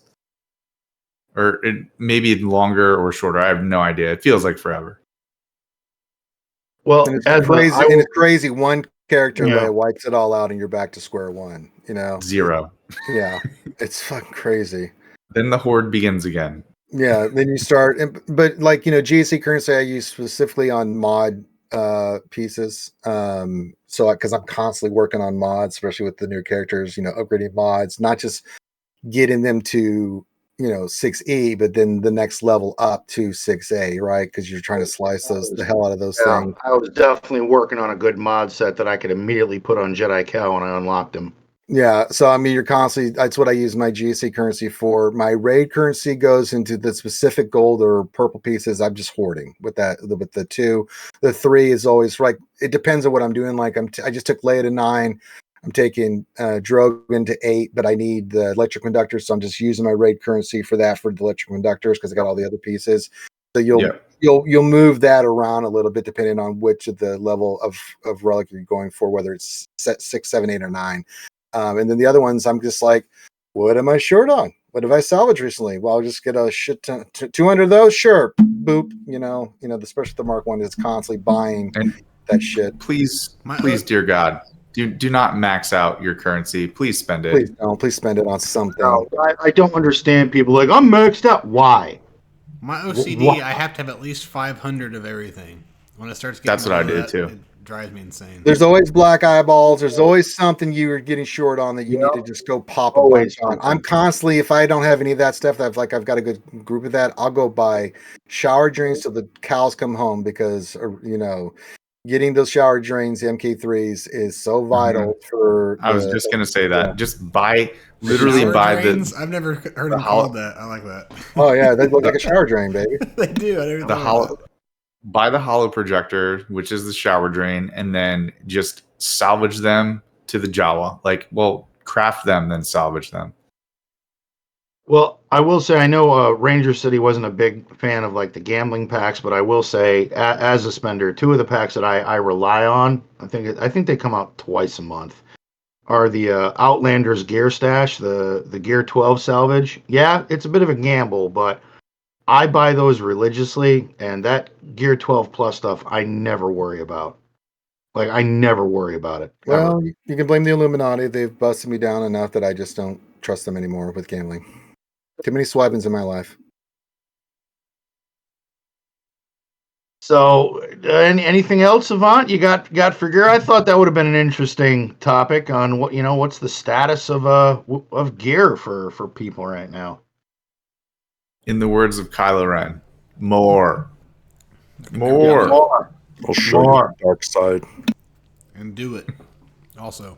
All right. So now that we've done that, let's go in to 3v3. So we wrapped it up, folks. We went into we went into 3v3.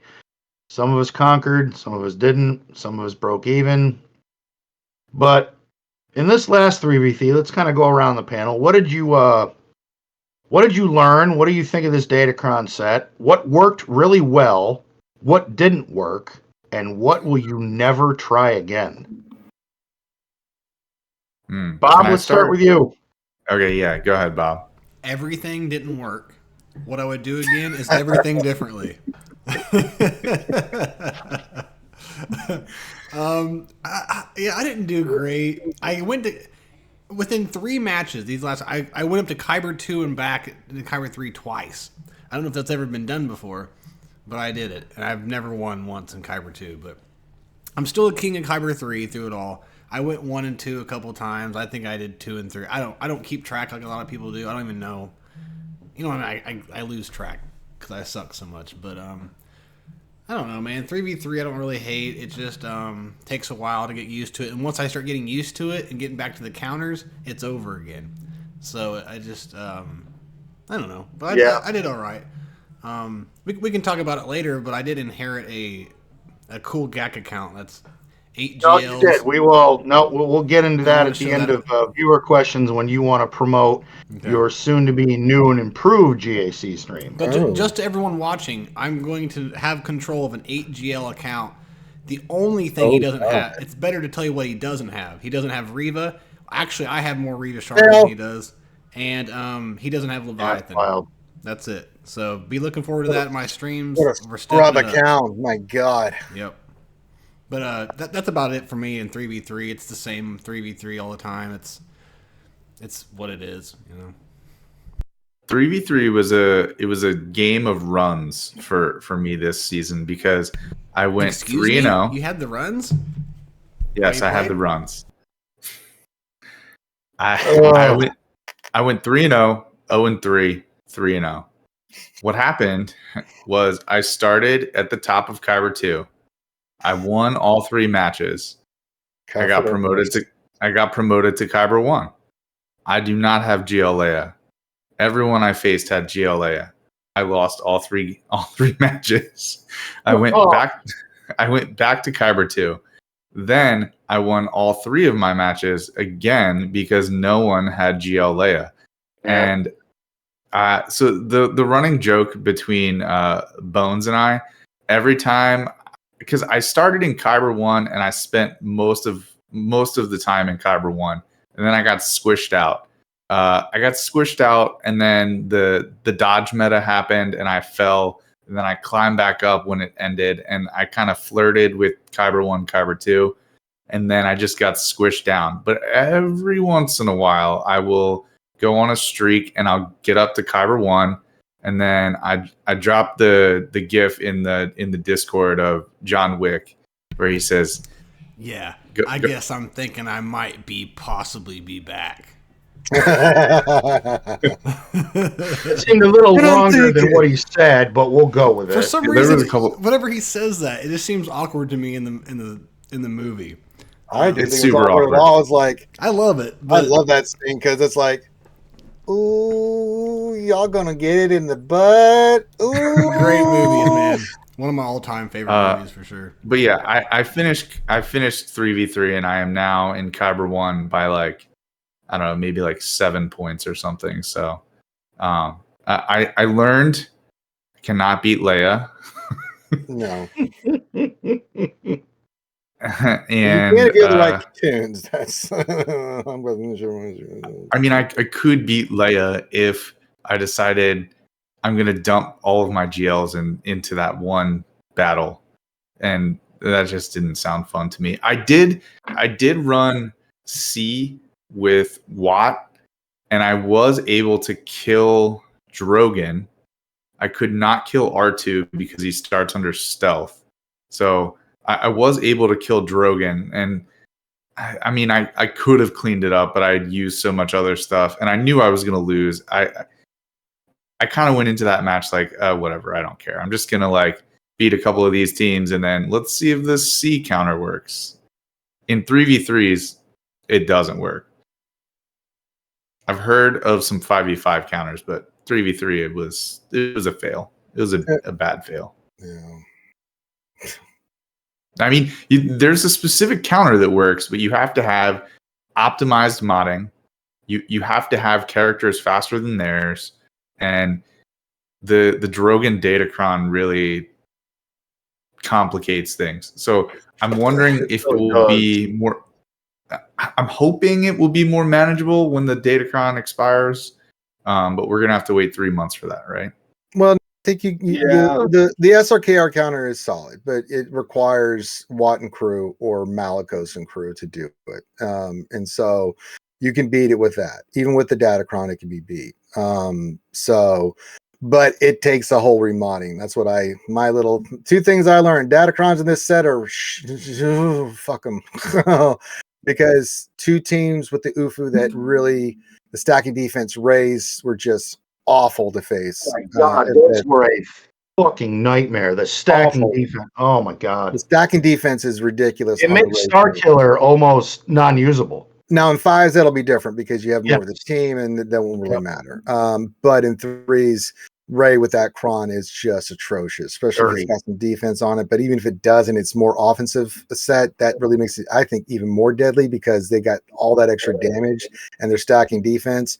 So that was lesson 1. And then the Ray, I had to do a remod because of that. I had to go SLKR, but instead of the hard pipe hitting SLKR I had with offense, with less speed, I had to flip it again like the old days where it's health and speed set with I've got 580 speed and 12k plus damage, and all that stuff. Make him beefy, make him hit not as hard, but it's faster, so you can poke Drogons. Yeah, and then you need crew and you need water, you need Malicos in his Kron because that will just burn through their shit. So that was the other lesson. And Leia is ridiculous. I think what you said is absolutely 100,000%. Like, I got to the finals. I was in Kyber 1 and I had to win to stay in Kyber 1. And then I had an opponent that had these Krons and stuff. I'm just like, nope, I'll just drop to Kyber 2. I'm not even going to attempt it. I tried the Ray 1. Awful. After Leia, like, no, okay, you win. I just gave up at that point. I was like, I'm not even going to stress about this. I'm not even going to try.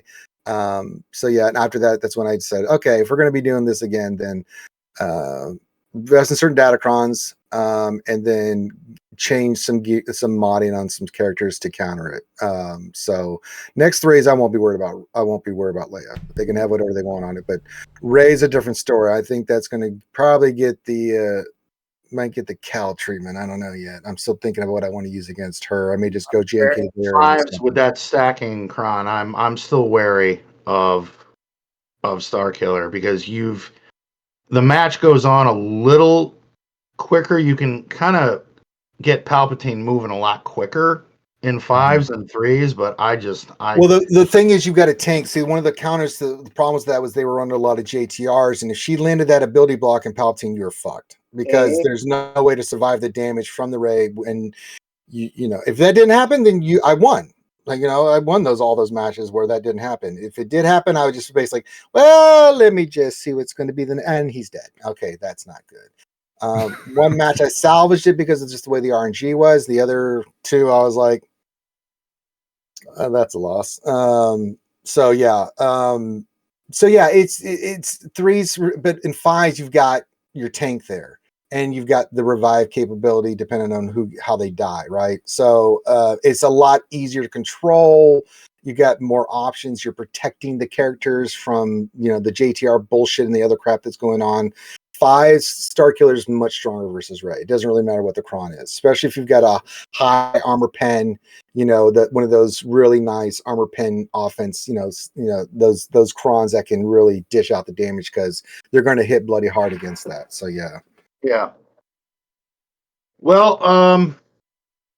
for 3v3, I went 1-2, 2-1, 3-0. So I finished at 6-3. I will highlight the last 3 matches because I know, Avant, you'd asked me a question in chat at one point, and I looked at the bracket. I saw I had a couple. There was definitely a couple other Leias in there, so that was concerning. So I thought, you know what? I'm gonna try something that I've heard about and see if it works. And lo and behold, it did. For the last 3 rounds, my Lord Vader team was Lord Vader, Maul, and Reva with a really good unaligned Force user Kron. And nobody one-shot it, Avant. Not one. It got holds every match. The first round, they used Jedi Master Luke, Jedi Revan, and Grandmaster Yoda. They happened to take out Maul, and then even with Lord Vader and Reva, they still cleaned it up with Fennec, Grief, and Mando. The second round, I think it had like 3 or 4 holds. They finally said fuck it and killed it with Supreme Leader Kylo Ren. And then the last match, my opponent didn't have Leia, saw that I had Leia, killed my Leia, and then quit. And that was it. So I would only try that in 3v3. I definitely wouldn't put Reva with Vader in 5v5. Absolutely not. The other team that I did try was Iden, Scout Trooper, and Stormtrooper with a really good Trooper Kron, especially the at the start of their first turn, Imperial Trooper allies gain offense equal to 400% of their current defense, and the Kron had 313% defense. So 2 different times they used Reva to kill that. So I went, hey, to me, that's a win. That is a win. You used Reva to beat an Iden Trooper team? I'm going to quote the Hulk. I see this as an absolute win. I would not trifle with that Iden squad, though. That squad sounds like it will punch you in the nuts. Yeah. The one thing that I need to stop doing, and I don't know why I keep doing it, is putting Wookiees on defense because it's just Bad Batch food. It's literally just, here it is, just kill it. That's not a bad strategy if you're trying to force them to use Bad Batch there and have a team that Bad Batch would be effective in the back wall where they're like, well, I wish I had Bad Batch. It will draw it out. Yeah. Are you hearing this, Bones? Yeah, Bobby, you hearing all this about Bad Batch? This is why I brought it up. No, I'm not. Nothing to do with Bad Batch. That's when I tuned out, was when I heard bad. And never again, I tried to be cute. It got 1 hold at one point, but I'm still never, ever going to fucking do it again. I'm never putting Ewoks on defense ever again. Somehow it got a hold. I don't know how, but after that, it just got smoked. So. Did it? I went 6 and 3. Is it the Nisa Crown? Did you have the Nisa Crown? Yeah, I did. That's the good one. They probably looked at it and were like, "Oh yeah, I can beat that." And then the turn meter train got going, and they're like, "Okay, well that didn't go how I wanted it to." Well, I think earlier in 3v3 it did. It got a hold. I don't remember from who, but after that, it was pretty much exclusively people just Imperial Troopered it, and it was just dead.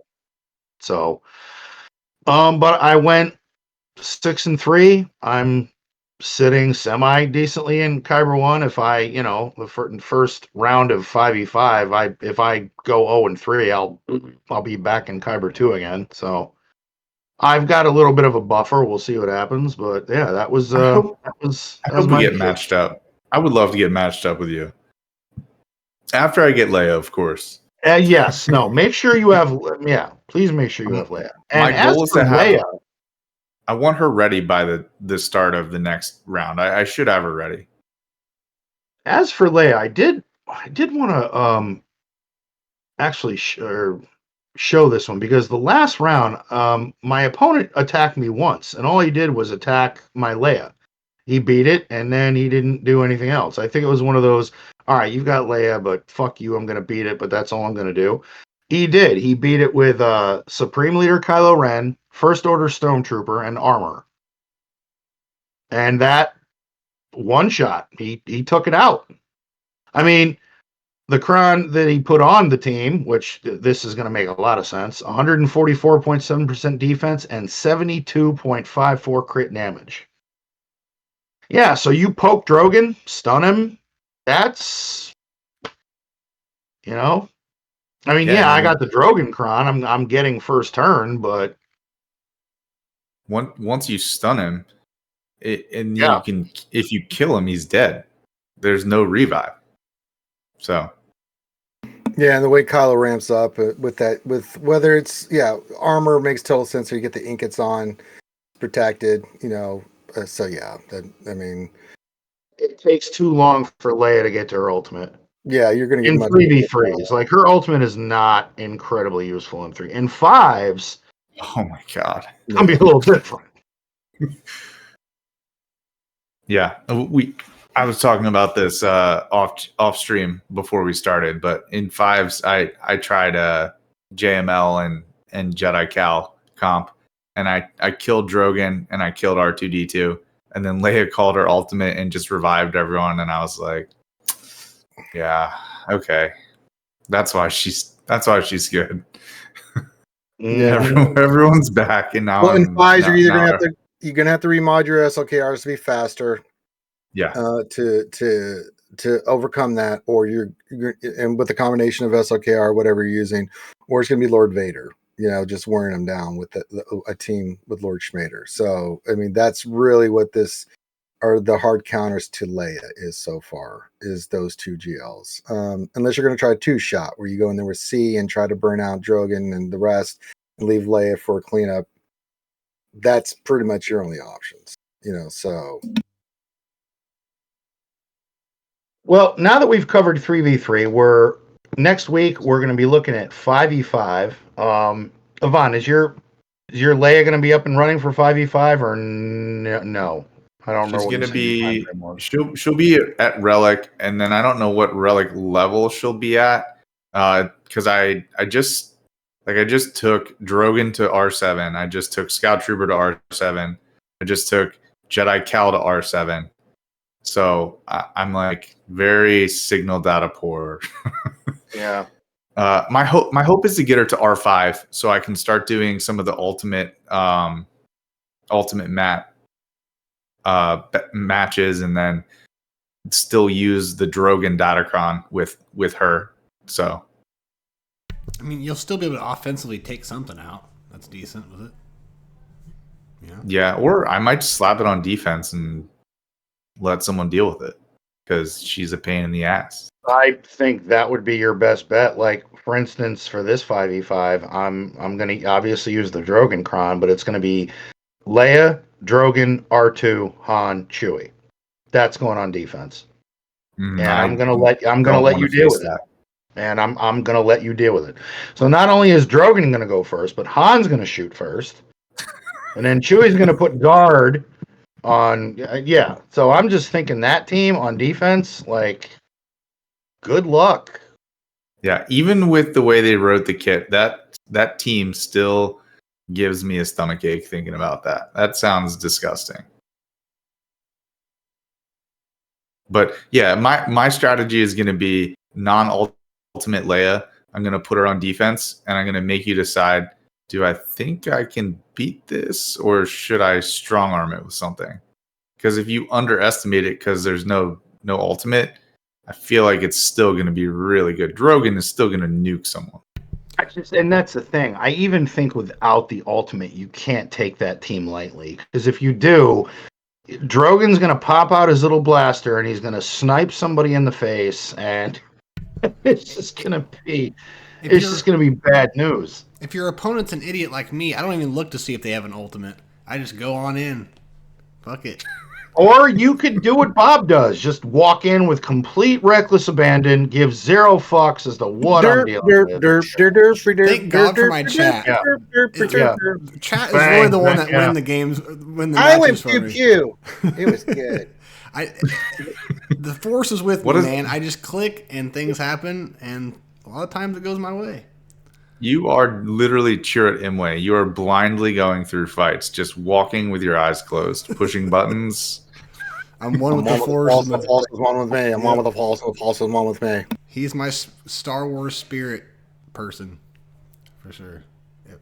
Ranger, what are you looking at for this 5v5? What do you like? Everything's going to be the same other than Leia, so I'm going to go with the Leia team. I won't have her ultimate done until not this first round of GAC, but the ultimate will be done before the second round of GAC, so I'll have that done. But I've already got my counters laid up for that, so I've already thought about Leia. I mean, I'm going to go with a Han Chewie combination. But yeah, so it'll be, job will say defense, make him use that GMK, use something there. If you want to 2-shot with Night Sisters or use Night Sisters, go for it. But I'm just, thinking of those kind of things. Ray, for sure. I'm going to go with my shitty ass Ray team with the defense with Barris and everything like that. That none of that's going to change. The only thing it's going to change is, using, have my SRKR set up to go after Leia with Malicos and Watt and crew and, maybe one other first order. I'm still thinking about that, but have that team set up to where it's like, you want to put Leia down, I got something for your ass, or and keep Lord Vader on defense because again I like pulling because the counters I use, I'll still use Starkiller versus Rey, so that takes care of that, and then go down the line. And I'm not worried about Malgus because I've got Gingivitis sitting there. So it's like, okay, Vasily, Gingivitis, get in there, do some work. I haven't heard that one yet. I cannot wait. I finally have my Malgus issue. So I'm like, yep, no, I got to worry about that team no more. No, just go in there with your homies, battling the rest, and just go take it out, and then let him do his thing because he's hard counter to that, and then that frees up Steve to go run solo on gas or whatever I need it for. So Ray will still get this. So the off meta counters will be there. Lord Vader. If I'm going to be using SLKR against that, I'll have to probably go something hard for JML. But in 5s, I can do a lot of good work with my bounty hunters because 5s, unlike 3s. I've got boss sitting there with, that can take the fracture and stuff. And so I usually go bounty hunters hard against Lord Vader, even with Thrawn, even with, that. So, yeah, the only thing changes is what am I doing for Leia? And that's the only thing that I really have to worry about. The rest of the counters are not changing. The Datacrons, we've been dealing with them. So that's the big thing is what am I going to do if they got Leia? That's going to be the big thing. Here's a question. In 3s, I tried this out and it worked wonders. In 3s, I was using Seer, Baby Cal, and Malicos with the Malicos Cron against. More often than not, I was always facing Lord Vader, Thrawn, and Maul, and I was smoking Lord Vader with that team with Seer, Baby Cal, and Malicos. Do you think that's going to work in 5s if you add Fulcrum and Kylo Ren unmasked? It can, but it can go either way because Maul's going to go ape shit more than he does in 3s. And you're going to probably have 2 tanks sitting there that you have to get around, which is going to be annoying as dog shit. And while that's happening, one of your characters is going to get fractured, and that's going to suck nuts. So it can work if you get the right RNG and everything. You can dominate it, or you could have oopsie, and you're just watching your team get obliterated by Maul and Vader at the same time. It gets really out of hand. But the cleanses allow you to get through Vader, but Maul's the factor there. And when he's doing his shit, especially if he's hitting like Malicos, or if he goes after Malicos, you're in big oopsie problems. Because if he goes after Malicos first, you are going to take it in the face after that, because then you just cannot do significant enough damage outside of Seer and Fulcrum consistently to try to burn through the tanks to get to the other characters. So it's a risk. How are you? How's everybody liking Malicos and GAC? It's that, like, god damn. With his Datacron, are you kidding me? He's a monster. I mean, he's a monster without it. That dude rakes, dude. He is unbelievable. Yo, homeboy is doing some work. I've not used him on offense, but on defense, the ones I face with the Malicos Datacron, oh man, my counter was sideways fast. Like the easiest comp I faced was Seer, Malicos, and Cal. I gid made that squad. Oh yeah, 100%. But it didn't have the Malicos Cron, and then I saw another one with the Malicos Cron, and I went to do damage, and I was like, oh no, it didn't work. And then Malicos just said. And I was like, oh my god. He just starts chucking rocks, and next thing you know, you're picking up your teeth. Yeah. He's nasty. Yeah. He's really very, nasty. very good. Especially Relic 7, Relic 8, he will Yeah, slam. I got mine Relic 8. He will put out damage. I'm a jet. I put my Malicos to Relic 9. Just go on your yacht and get out of The- here. Just I don't- cause. Get on your Well, yacht, get out of here. I mean, was it probably a waste? Yeah. Yeah, I mean, it was, yeah. it gave him a lot more survivability. I a mean, little bit, but it's not. Yeah, Relic 9s are always tough. I mean, because you have to be very strategic with them. I always tell people, go with tanks with ships, then tanks, and then you have your required characters that you have to do. So those are always going to be a part of it. And then think your GLs. JML wants his Relic 9. Ray definitely wants a Relic 9. And then from there, it's kind of debatable, but Lord Vader, Jabba. But then after that, you do get benefits, but it's nothing even close to the top end of the list of what you get. Like Leia, JML, no brainers. Those are Relic 9s that you want to put on there. The significance of those Relic 9s is huge. Rey, because she takes a mighty big step from Relic 8 to 9 with her damage. And with these datacrons and that all that amplification, you're wondering, why did my Star Killer team just die in one hit? Well, now you know it's a Relic 9 Ray with a datacron. You're going to get smoked. Yeah. So yeah. No, yeah, that's happened to me. Relic 9 Ray. I'm like, Oh, will they're it nasty. work? And then she throws the saber, and you're like, oh my god. No, how it doesn't work. how are you guys doing with your off fleet meta counters? Now that the Marauder's in game, what's been your experience with the Marauder? All right, Avant, go ahead, go first. You're like Lately, all of 3v3, I set Leviathan, Executor, and Profundity on defense. And if you set most people save their Profundity and set Leviathan and Executor, and I can beat those two fleets with not off meta counters. I've been using the Thrawn Scythe counter for Leviathan. yes, And that has come in clutch for me, absolutely. And it's easier to beat the comp with the Sith fighter.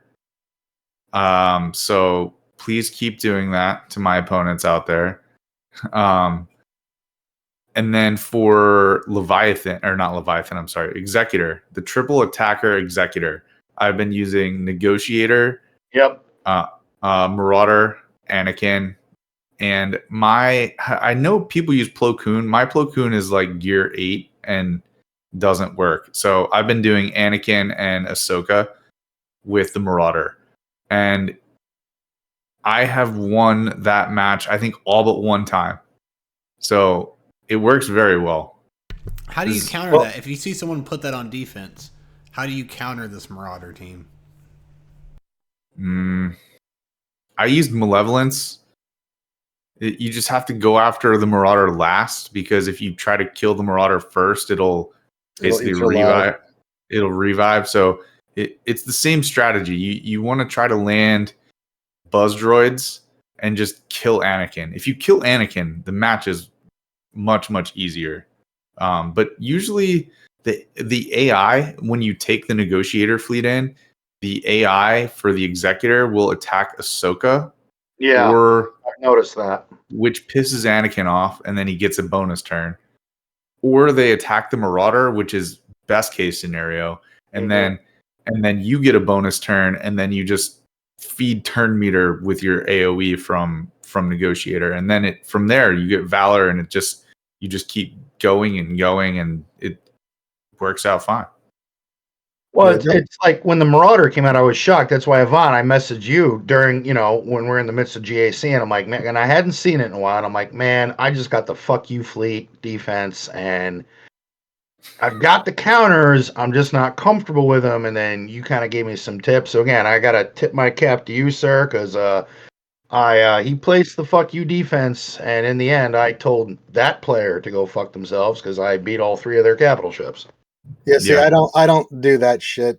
So I put Negotiator and Malevolence and the other fleets on defense. I keep my top 3 fleets. I just got tired of the counters because you just get that bad RNG and you're basically boned. Plus, I average 73 to 75 on victories. It's like Leviathan, Profundity. They could put all 3 down. I'm like, fuck you. I got those fleets too, and I know what to do. You're in big trouble because I'm going to counter the shit out of you with my main fleet. So I don't do the counters anymore just because they're solid. And if you have them and use them, they're great. But if they go shitty, they go shitty fast, and and then you're basically boned, especially like with the executor or something where they've got turn meters. Like, oh my sweet Jesus, So for me, it's like, nah, fuck you. You want to put all your shit down on defense? Good luck with my fleets on defense because I've got Marauder on defense and Empire and shit on defense. Go deal with that. I'm going to kill you. And I'm going to get 73 to 75 banners, and I'm going to enjoy life. Lick my ass. Yeah. But would you say that the Empire counter against Leviathan is a little less of a headache than a mirror match? Not for me, because even if they go first, I know what to use, and because I've dealt with it enough, it's like I'm still going to bring shuttle in. I'm still going to do the same way because they didn't even get to ultimate, but I've killed all their ships, and I've got my 5 ships sitting there, and I'm still going to win. So for me, it's like it's a no-brainer. I just got really accustomed to that Empire counter. And it's great. It works every time. But at the time it doesn't work, you're going to be like, oh, man. I know. I say that now, knock on wood. There's going to be that one match where I go, ha, ha, you're Leviathan. And then I'm going to go. See, in that case, I hope that your RNG is also screwed against my ships. And then I hope, because this happened to me in one of my matches where my opponent set Leviathan and Executor. I beat all their fleets, and they failed against my Leviathan, and then they 4 attacked it and couldn't clear it. And so it was just like with those GL ships, if you mess up, you don't. There isn't a plan B. No, there really isn't. There really isn't. The only plan B is you've taken out 2 of the main ships, and you could maybe scrape together something with Malevolence, or if it's Executor, I usually use First Order to clean that up. But yeah, it's good cleanup. And that's what always scares me about the profundity against the trip attacker, because if you don't get the assists, you don't get Xandu blood out, more often than not, you're fucked. Well, that battle will go sideways very quickly. Well, even if you don't get the call assist in the first one, I always go after, IG. That's my strategy. Oh, really? You always go for IG first? I always go for IG first because you have to. Xanadu's stealth. Yeah, he's going to be stealth. So you go after IG. Even if I don't get a lot of call assists on the first turn, I know that it's going to flip because now my Outrider's going. I'm going to launch the missiles. I'll get some calls and assists there. At worst case, he's ability blocked. At best case, he's dead. By the second turn. I always did that health special to unstealth him and then go after him. I go full call and assist right into IG. Right. I go right into that, get him out of there because you're going to survive the hit after that. If you get IG out of there, then you've won because it's game over at that point. You can still do A2 and get no assists and then get nuked on the next turn. It can happen, and that's the reason I stopped setting. Or stop saving my GL fleets to attack because I was like, great, I just wasted my profundity on an Executor fleet. See, that's what I've been doing in GAC fleet defense. I've been placing Leviathan, General Grievous's ship, and then something else. But I'm going to clear your fucking ships. I am not going to get stuck behind fucking ships ever again. Yeah, but try the IG strat. It really works. I will. Next GAC, I'm going to try that because you're getting high probability of assist on that first hit on IG, and you're going to do some damage with him with it regardless. And then Outrider's going next, and he's going to launch those missiles, and either the ship's going to die or he's going to be in the red. Your next turn, AOE with Millennium Falcon, he's going to go down 9 times out of 10. I've had it happen at a 99 out of 100 where it's like dodge. You're like, well, fuck you. It's like, what's the point? But I like that strat than because if you use the heal, you get, Cad Bane sitting there, but then you're relying on the RNG on that next attack to get multiple hits in to take him out, right? I like going after IG. It works a lot better. It's what we do in TW. It's a higher rate of win rate. But yeah, I mean, I like the counters. I like if you don't have a certain fleet that you can use some of these fleets to take them out. But I don't fuck around with fleets anymore. It's like I don't care what you put. I got my 3 big boys, and I'm going to take your shit out. You can kiss my ass. I'm getting my 70 banners, and I'm not even going to stress about it. Because I've had those counters. No, I totally get that. That's fair. Yeah. So both stats are legit, but it just depends on where you're at, what fleet you have, what do you have to use. I mean, Marauders in your pocket. Yeah, I'll definitely do that. I will go after IG next time and see how, because man, I see that triple attacker fleet and I'm just like, oh no, I'm just like this. Yay. Because I already know what I'm doing. And then it's like Leviathan's like, okay, I know what happens. Either if I go first, I know I'm going to win. If he goes first, I'm like, okay, I'm still okay. Because I'm going to bring in Shuttle. They're going to bring in the Mark 6. I'm going to be burning down their tank. He's going out of there. Then I'm burning out the Sith fighter. So usually they're down to 2 ships, even if they're ahead of me. Okay, they get the ultimate. They got 2 ships, and I brought in my Mark 6. Bye, next ship. And then it's like, they may get another call and assist in, but I've burned through that entire fleet. The worst case scenario is I have Leviathan left over with the Mark 6 sitting there. And that's easy peasy cleanup for any fleet that you have left over. So that's the worst case scenario. Then I've only had that scenario happen to me in Fleet Arena after, a gabillion battles. Like, okay, that scenario played out. It was going to eventually, but that's fine. all right. Has anyone, a Ranger, I don't know if I don't know how long you've had Jedi Knight Cal, but a long time, yes. He's my Avant, I didn't get him the first time. Just went through TB. Tried my first mission with Jedi Cal, and believe it or not, I did not make it. I don't know if, again, he's a new tune. I should have looked up a video. I know, I didn't. I looked up a video. What the fuck? I know, right? I should have looked something up.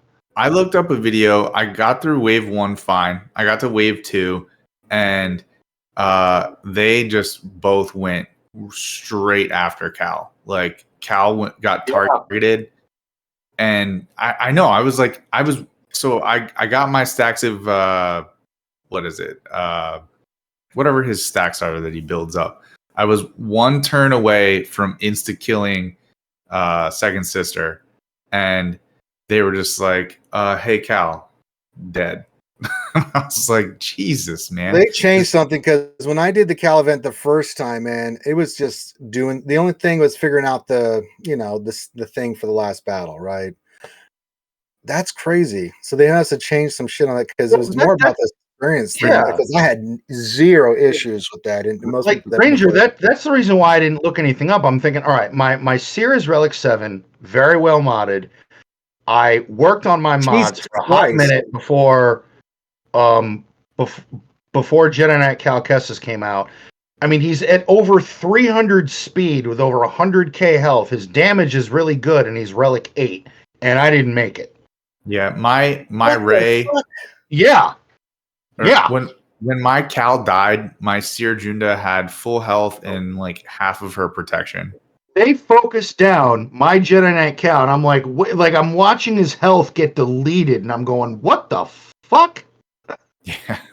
Like, what is happening right now? It Did that doesn't happen matter. every time, or? Oh no, that's the first time I tried that mission with Jedi Knight Cal. Okay. Same.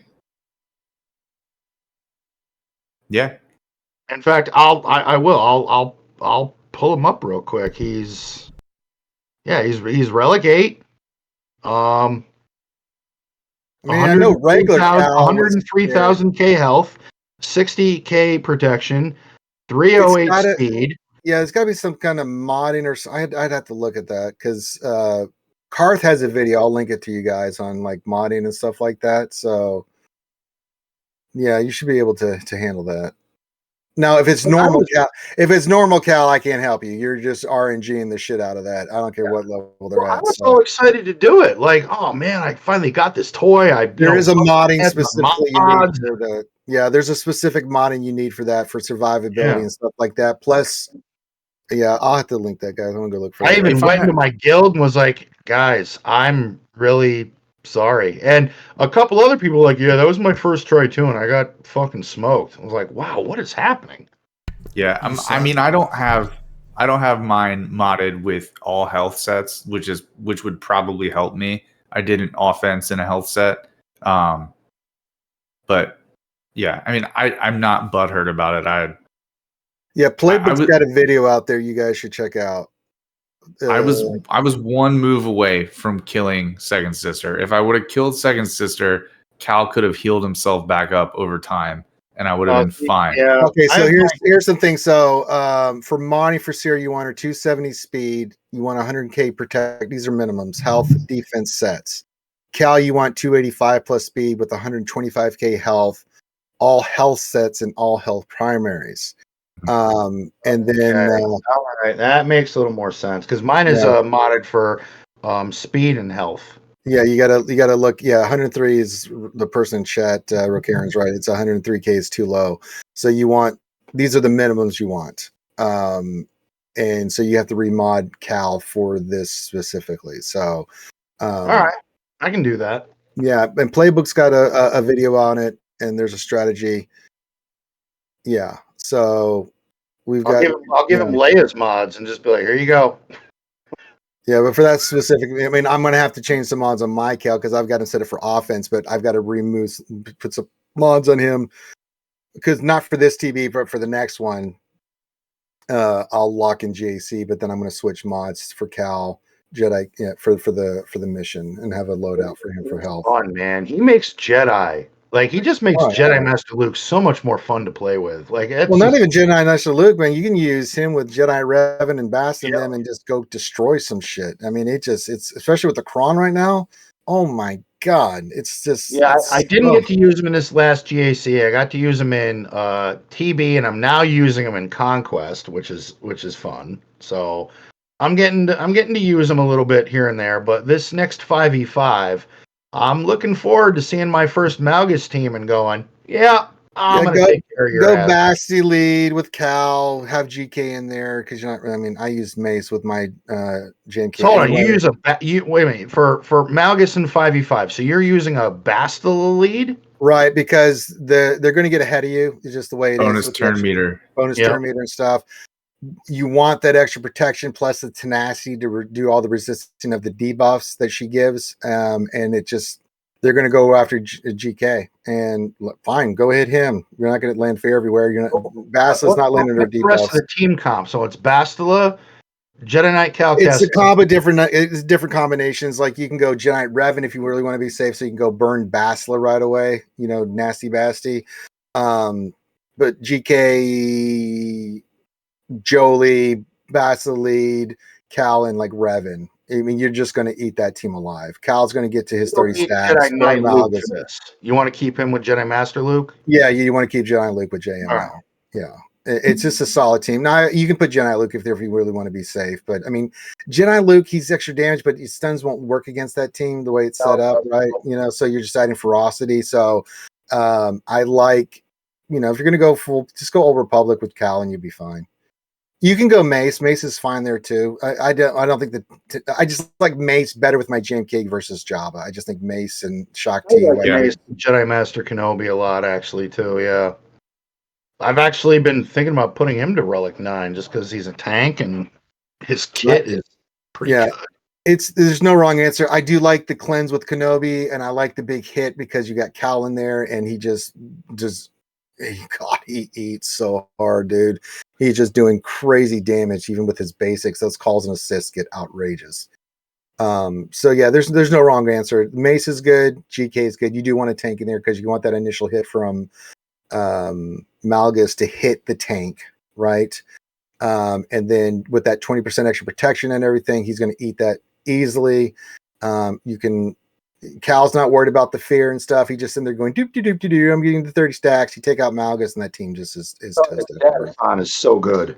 Yeah, he's going to eat. He's going to kill, and he's going to murder, and he's going to keep stacking. And you just keep sending Cal, burn everybody around, and get Malgus out there. Then you just got Revan and Malik left, and you're just like, okay, you're in big trouble.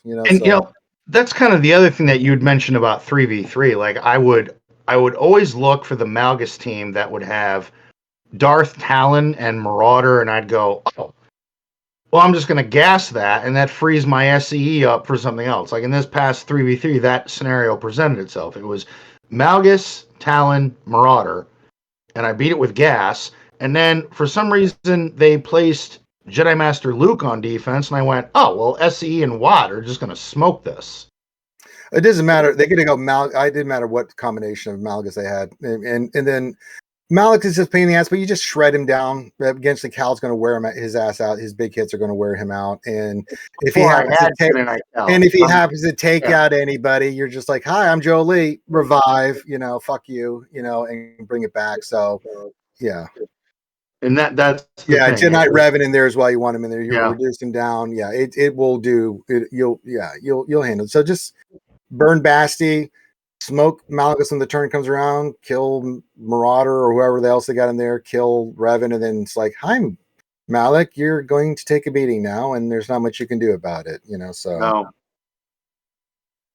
No, if I'd known then what I know now, I would not have waited on Jedi Knight Cal Kestis. I would have gotten him first go. But hey, I didn't have him. We survived. Avant and I both survived. We did what we had to do, but now we got him, and GAC is going to be a little more interesting.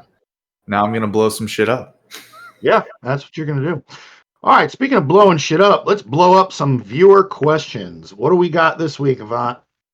Okay, you're going to have to give me a second because we talked forever last week and we stopped. And I want to try to find where we stopped. Yeah, we didn't have any. Oh, for viewer questions. Yeah, we didn't have very many new ones this week, and he stopped halfway because it was like the longest show we'd ever had. Yeah, who was on that show? It was such a blur. I think it was so long. Last week wasn't it Swamp? Yeah, it was Swamp. Yeah. Old swamp grass. Yeah. Mm-hmm. The taco question was pretty good. The taco question. Tacos. Let's go get some tacos. Oh, Jesus, man. Why can I not find where to start here? Every time I make tacos, I end up going rogue and just making my own nacho platter. All right, I'm going to start reading some of these, and if these are already ones we've talked about, please just stop me. You stopped at cilantro. We ended it with cilantro. It was a cilantro. That was the last one? Yeah. I remember I even said, we ended on a cilantro question. I said that. Okay. Come on, Avant. Yep, You had one job, man. I can't edit the chat. I'm fucking with you. I used to put them in a separate chat for you, but I quit doing that. I apologize. I'll start doing it again. Okay. This question is from Mole Maxwell. Thoughts and opinions on manicotti, cheese or spinach, homemade or restaurant? Give it to me right out of the microwave. Cheese, and that's a restaurant. Ranger, we get a lot of food questions here for some reason. Lots of food questions. Okay, I'm gonna go cheese and restaurant. I don't know. I'm in the same boat. Done anything with manicotti. I will leave that to the professional chefs. If I want it, I will. And where I live, there are several very good Italian restaurants. So yeah, that's a restaurant thing. I don't have much more of an opinion about manicotti. Well, you're to the next. I'll go to the next one. Is, so Next one's from TK. If you started a new business and money was no object, what would you do? Oh my God, I'm not going to go first on this one. I already know. I've always wanted to just do like a video game, pop culture nerdy store, just enough to pay the bills, and I've always wanted to do that. Yeah, I'd have my own nerd shop for reals. Yep, safe place. People could come down, huge place, do Warhammer, do D&D, do Magic the Gathering, buy lots of miniatures and memorabilia and comics and all that shit. I'd have one of those stores. Yep, every action figure, statues, card games. That's kind of the same thing, but I would want to make it like a comic book store slash Warhammer slash Magic, Pokemon, whatever people play, but also have like a really nice cafe attached to it where people can get their coffee, maybe a muffin. They can sit down, buy a comic book. There's be tables where Bed they Bath can and read. Beyond a little bit. You Might be a know. nice day. Well, it was either that or a ridiculous sports bar, but those are everywhere. No, I feel like it would be fun if you could make one of those places where people like go to just like blow stuff up, like like where you can like rent like sledgehammers and like knock down walls or. No, a mall that I live nearby has one of those places where they bring in like TVs and appliances. You have to sign a waiver, and they put you like in a weird just like suit and smash shit or goggles. You can go in there with sticks and hammers and just break shit. Sounds like it would be fun. play some Limp Bizkit. What did Deadpool say? This is what Limp Bizkit did to music in the 90s. Dude, Limp Bizkit kicks ass. I'll defend them to this day. That's my brand, man. TK's second question is: if you could kill any movie character, who would it be? Well, we don't have to ask old man. Nope. Probably not. What about you, Ranger? Never thought of that before. I mean, what villain's alive? Doesn't have to be a villain. Oh, it could be anybody? Yeah. Could it be the hero that we needed? Nope. It's not who I am inside, but what I do. Shut up.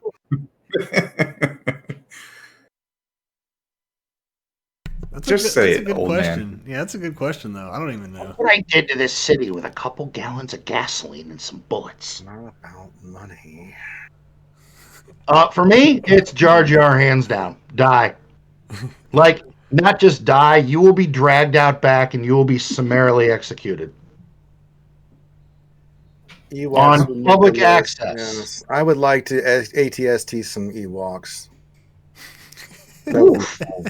Oof. The Care Bears? Yeah, they got to I go. don't know. What about Actually, you, man? no, I take that back. Not even ATST. I'd go full Thrawn. I'd just bring the fleet in and bombard the planet.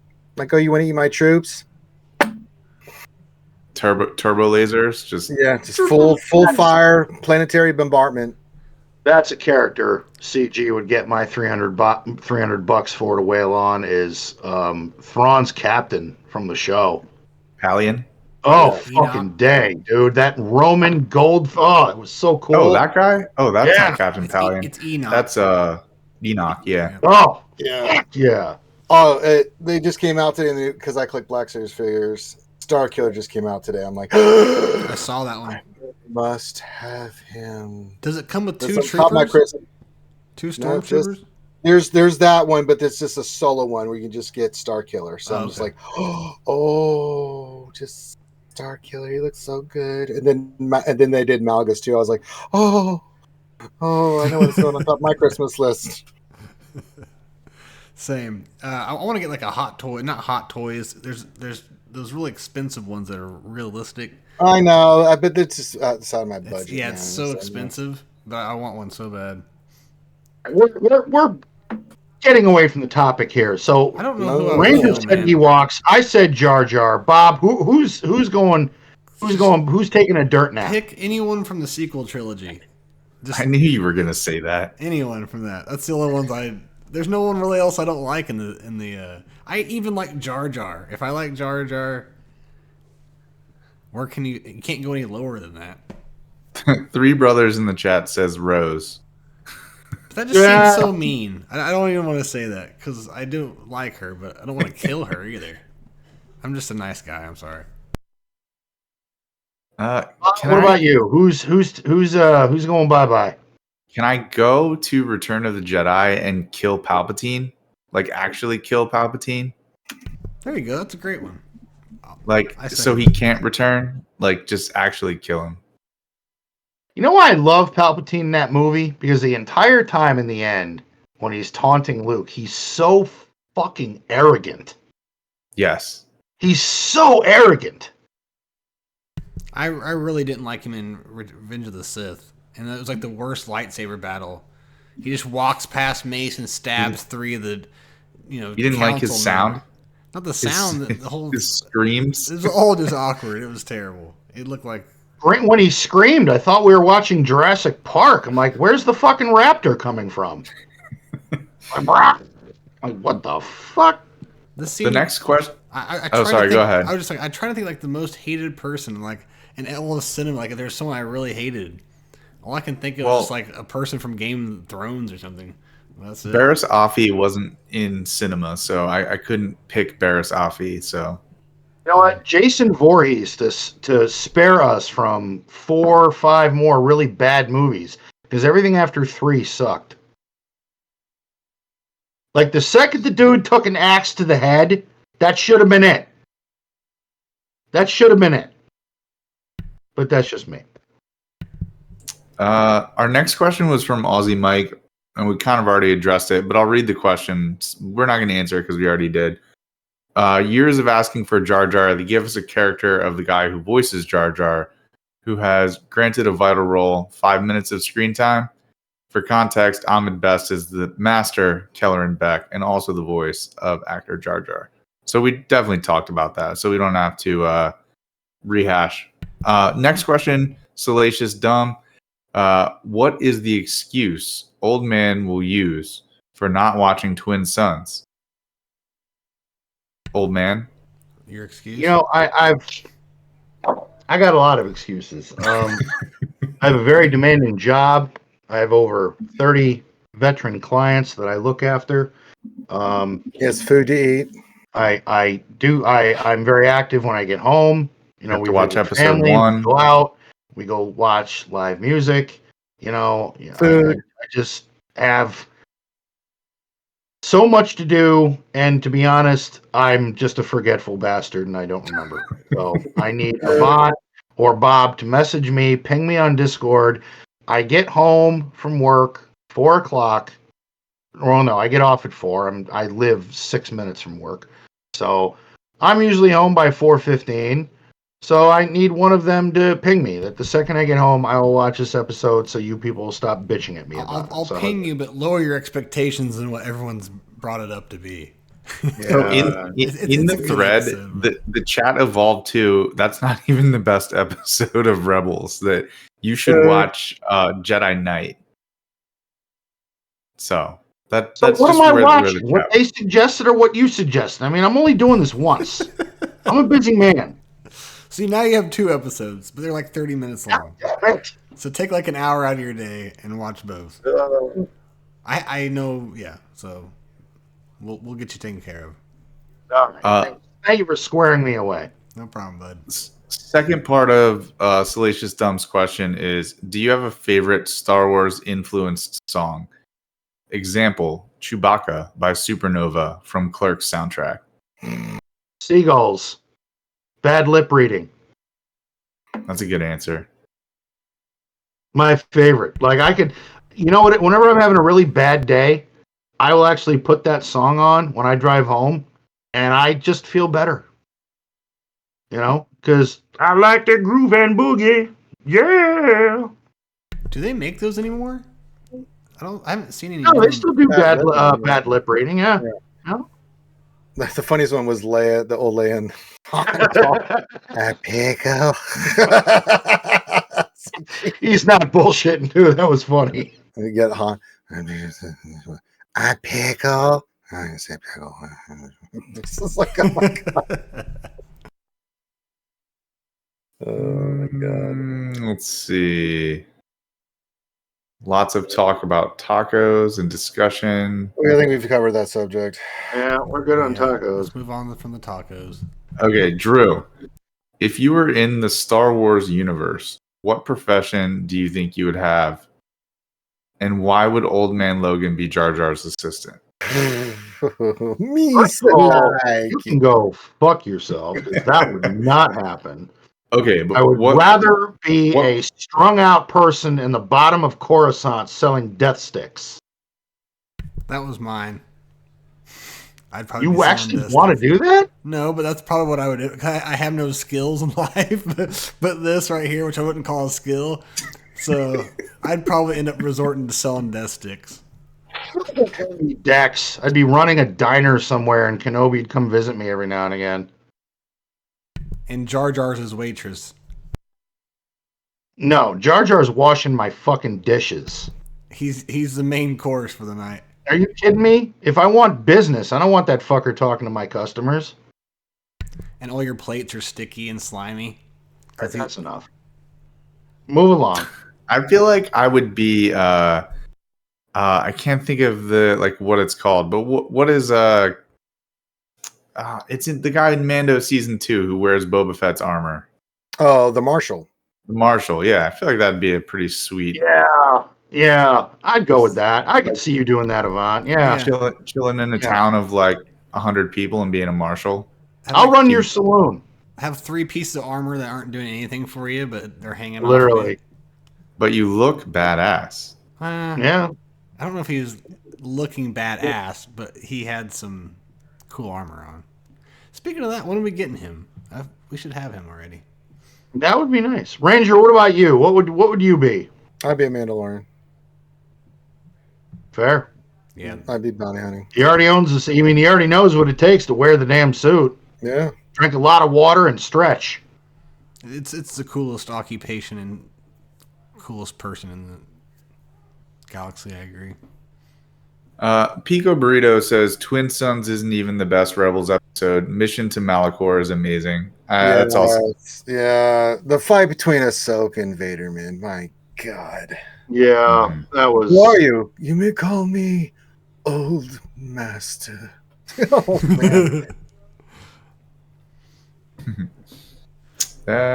Let's see. Sorry, people.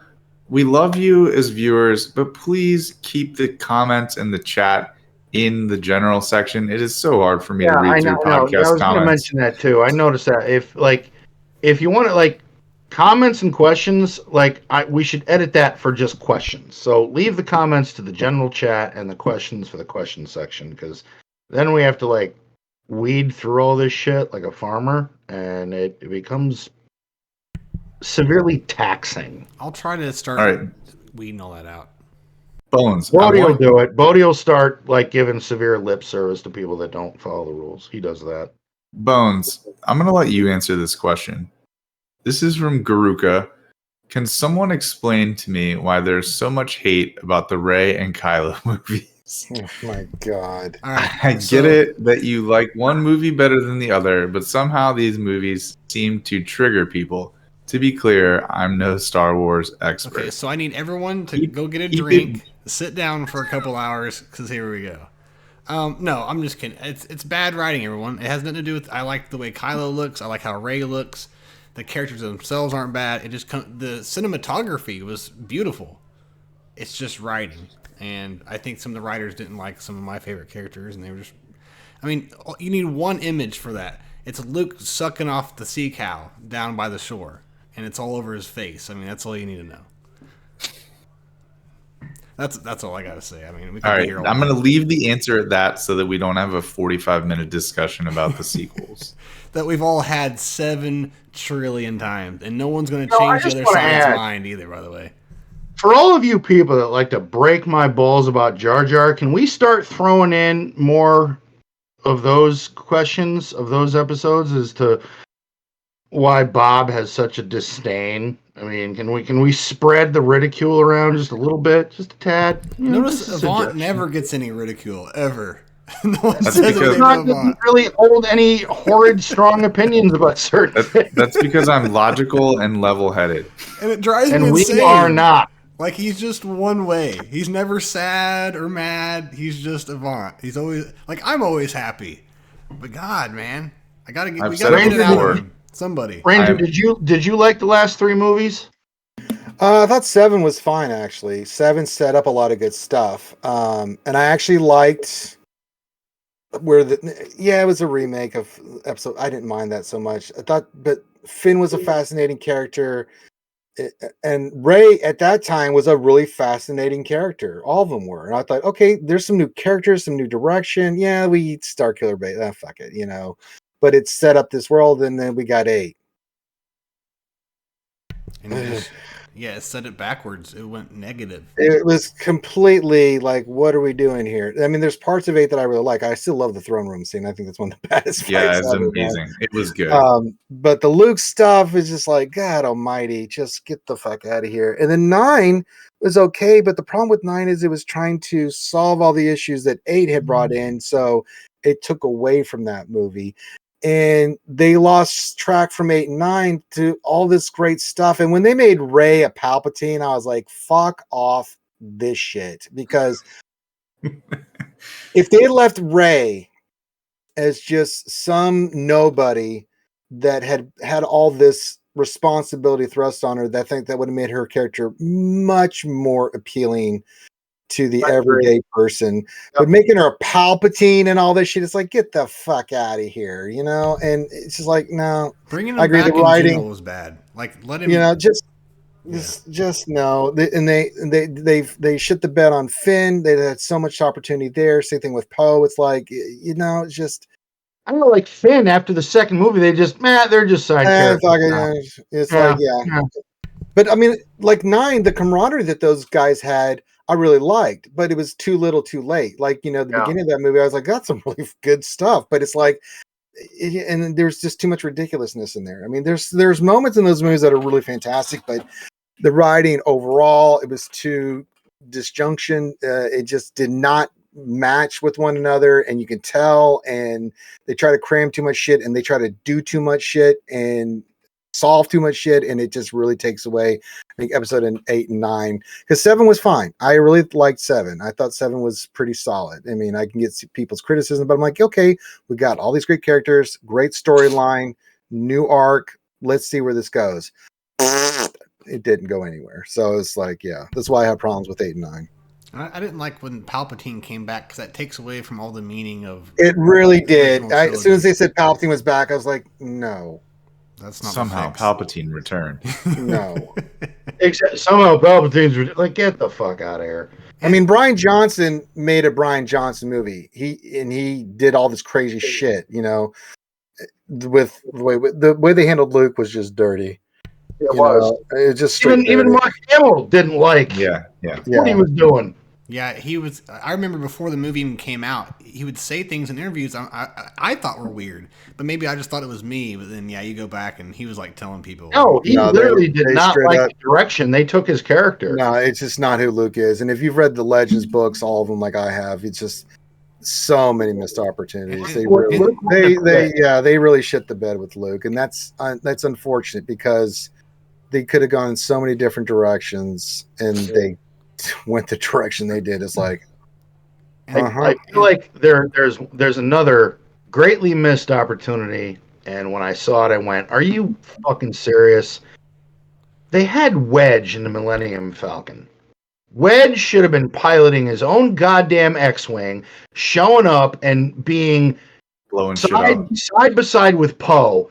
And just shooting down fucking TIE fighters. I know. She's like, hey, kid, watch this. Like, oh, you think you're good? Dude, do you know about the Battle of Endor? Because I was running that shit. Well, the other thing, too, is like, Kylo was supposed to be an amalgamation of Jason Solo from the Legends book.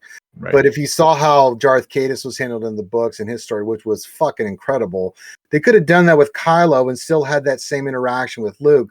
None of this shit where he blew up the Jedi Temple where he's training the younglings and all that shit, So it's like you could have done some stuff. Luke wouldn't kill his nephew. That would not have been what he resorted to. And when he was he would have, but he would have done it reluctantly, right? He could have done it like in the Legends book when Jason Solo fell. Luke didn't want to believe it. Then he did, and they did have a confrontation, but it ended up in a draw. It was actually his sister Jaina that got trained by Boba Fett and become a Mandalorian that took his ass out because Luke just didn't have it in him, but he knew he had to confront him. Luke in the books didn't want to have confrontations, but there were times in the books that looks like time for Luke Skywalker to do his thing, not that he wanted to, but because it was what was necessary, because, he was the only one that could do it. So, I mean, there's so many opportunities with character that they could have done in different stories. So, I mean, just, like the Knights of Ren. When I first saw the Knights of Ren, I'm like, that looks fucking badass. Who are they? Don't know. They never explain it. They're just a bunch of guys that hung out with Kylo with the just giant swords and shit. It's like, Also, they did Captain Phasma. They want to like promote. no, like, they did her dirty too. It's strong like, okay, women she characters. looks cool. I love her. Okay. I loved her from Game of Her Thrones. story completely. She looked cool. Like, so really, her armor was from the ship or what. I mean, she was awesome. I didn't even know anything about her. They embarrassed her, and it was terrible. I was Yeah, really it's sad just about stuff it. like that. There's parts of the sequels that it's like that's really good, and then there's parts like, no, this just no. And that's why people get irritated with me, like with Ahsoka. It's hard for me to get on board with these. I loved Ahsoka. Like, Oh my I didn't say it was God. bad, but like it's just hard for me to even get invested in them anymore because it's kind of Well, like I can separate out like from what I think of the sequels to each show. Like Andor, phenomenal. So good. I like Book the- of Boba Fett. Yeah. It was half. Ahsoka, and Andor. yay. Yeah, But then I'm Ahsoka like, and Andor were like, outstanding. but like the Kenobi's like, okay, there's some parts of Kenobi that I thought were incredible, and then there's parts of Kenobi I'm like, Yeah. you no. Yeah, So, same here. It's all right. but there's some powerful moments. But Book of Boba Fett, I mean, it's yeah. So Well, the without the series Mando- have been hitting me. Without the Mando episodes, would Book of Boba even been that great? I think maybe the last episode was probably. I don't know what the fuck they're. I mean, don't get me wrong. I'll take all the Mando Grogu shit I can get my hands on, but Yep. yeah. So and then season 3 of Mando for the most part I really enjoyed, but there's some parts I was like, not bad, but they could have, there was some filler there that I was like, I know we have to be here, but I felt like the whole season was kind of filler, and they had to quickly kind of resolve all the arcs that they had created. My guess is so they can continue this or begin this whole Ahsoka Thrawn arc is what I'm thinking. Because at the end, they're This is sitting a there. setup. They're sitting there at the end, and everything's good. They're hanging out at their home or whatever, and that makes me think they just had to quickly get all that done. well, I thought the dynamic in the story of Bo and also of Jin was really good, and their relationship, their chemistry, every time they were on screen together, I loved it all, except for the filler stuff. But even the filler stuff was fun to watch them work together and stuff. And I thought the retaking of Mandalorian, that was fantastically done too. But there was some filler stuff in there. Just it's like, okay, like the stuff with the Imperial Remnant, it was needed, but I thought it was too drawn out. Like I did care about what was going on with the former Imperials. That was kind of important with Gideon and everything that they're trying to undermine the Republic. That's an important part to tell, but they just made it too long. I didn't care that much about it, So there's some things you can hit on the season 3 of Mandalorian. But yeah, for me, Andor's just fucking brilliant, and Ahsoka I thought was fantastic. Really loved it. I really loved that show. I mean, episode 5. Holy shit, man. Hayden Christensen in Ahsoka was fucking fire. That lightsaber, that man was a God. beast. Like when he walked in, you lack conviction. I'm like, oh shit, he about to unleash some shit. Is this what this is about? Back to the beginning. It's like, oh my God. And when he walked out of that smoke and she saw visions of him as Vader, those flashes, I was like, yo, God, that's sick. Fucking fire, man. God. It was cool. It was really cool. Yeah. I mean, the episode 4 and 5 were just incredible. And some people don't like the way they handle Thrawn, but I'm like, you got to understand who Thrawn is. And I also heard some complaints too about Ahsoka that's like, well, they didn't do a good job of explaining everything. Like, well, fuck you, go watch the other stuff. It's like, I had a friend that was watching when Game of Thrones became popular. Now, I had read the books years ago, so I already knew everything that was going to happen to a certain extent.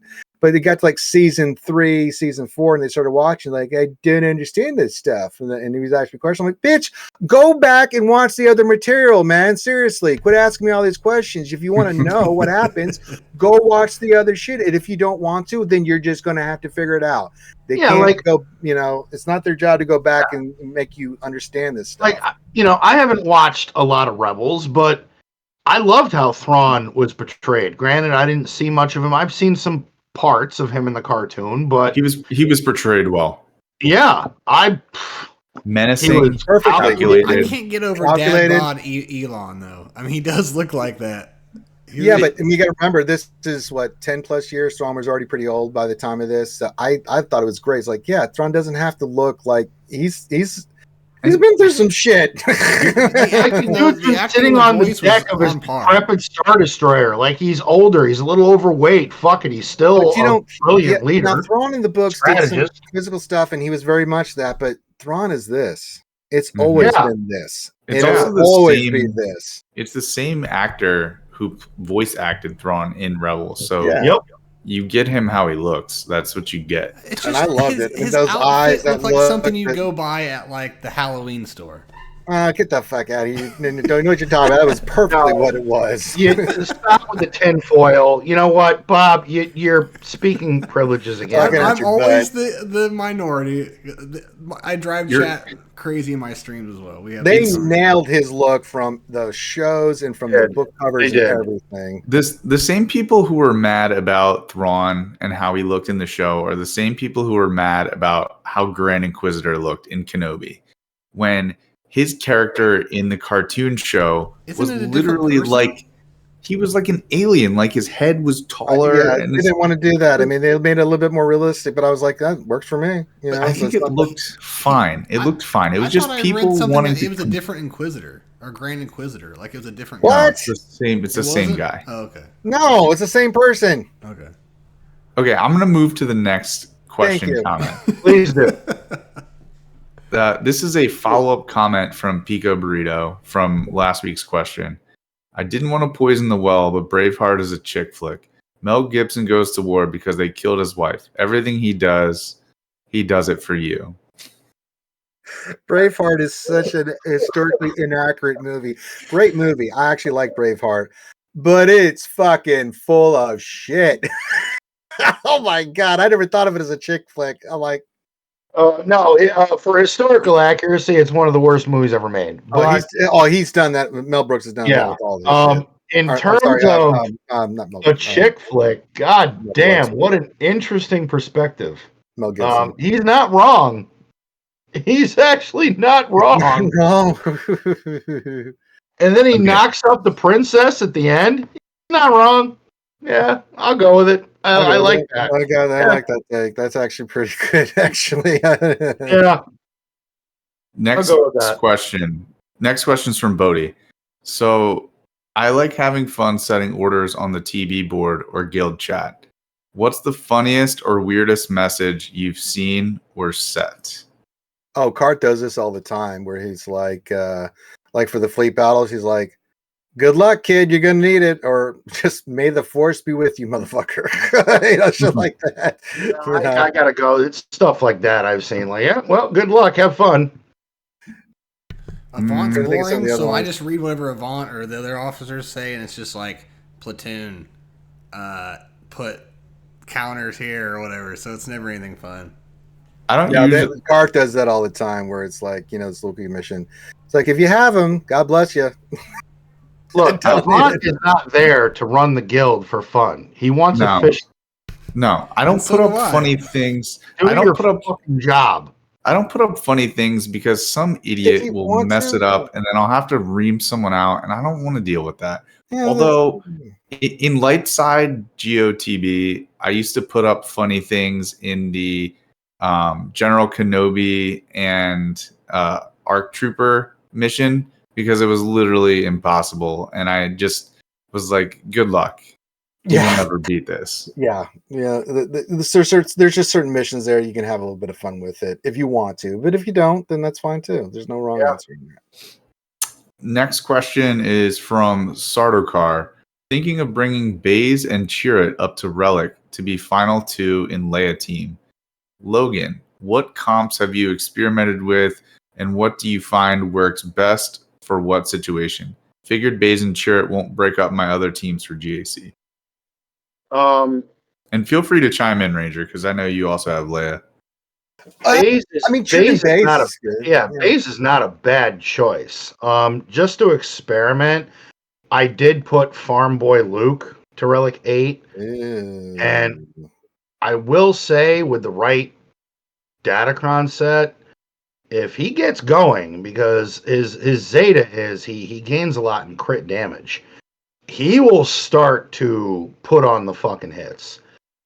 And if he stays alive, combined with Drogon, you are just gonna fucking snipe people. Chirrut and Baze with Leia, I mean, I'd say no to Chirrut.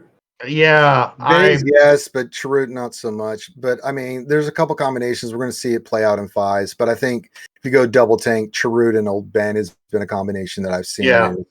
Yeah. But not. I'm sorry, Baze and Old Ben, not Chirrut. Chirrut's kind of but double tank those two with the combination of what they do and what Leia's going on might be your better. If you don't want to use, say, CLS. If you want to take Baze to like Relic 5, put some good mods on him, throw him over there with Old Ben. Yeah, they'll take the damage and let that team get loose.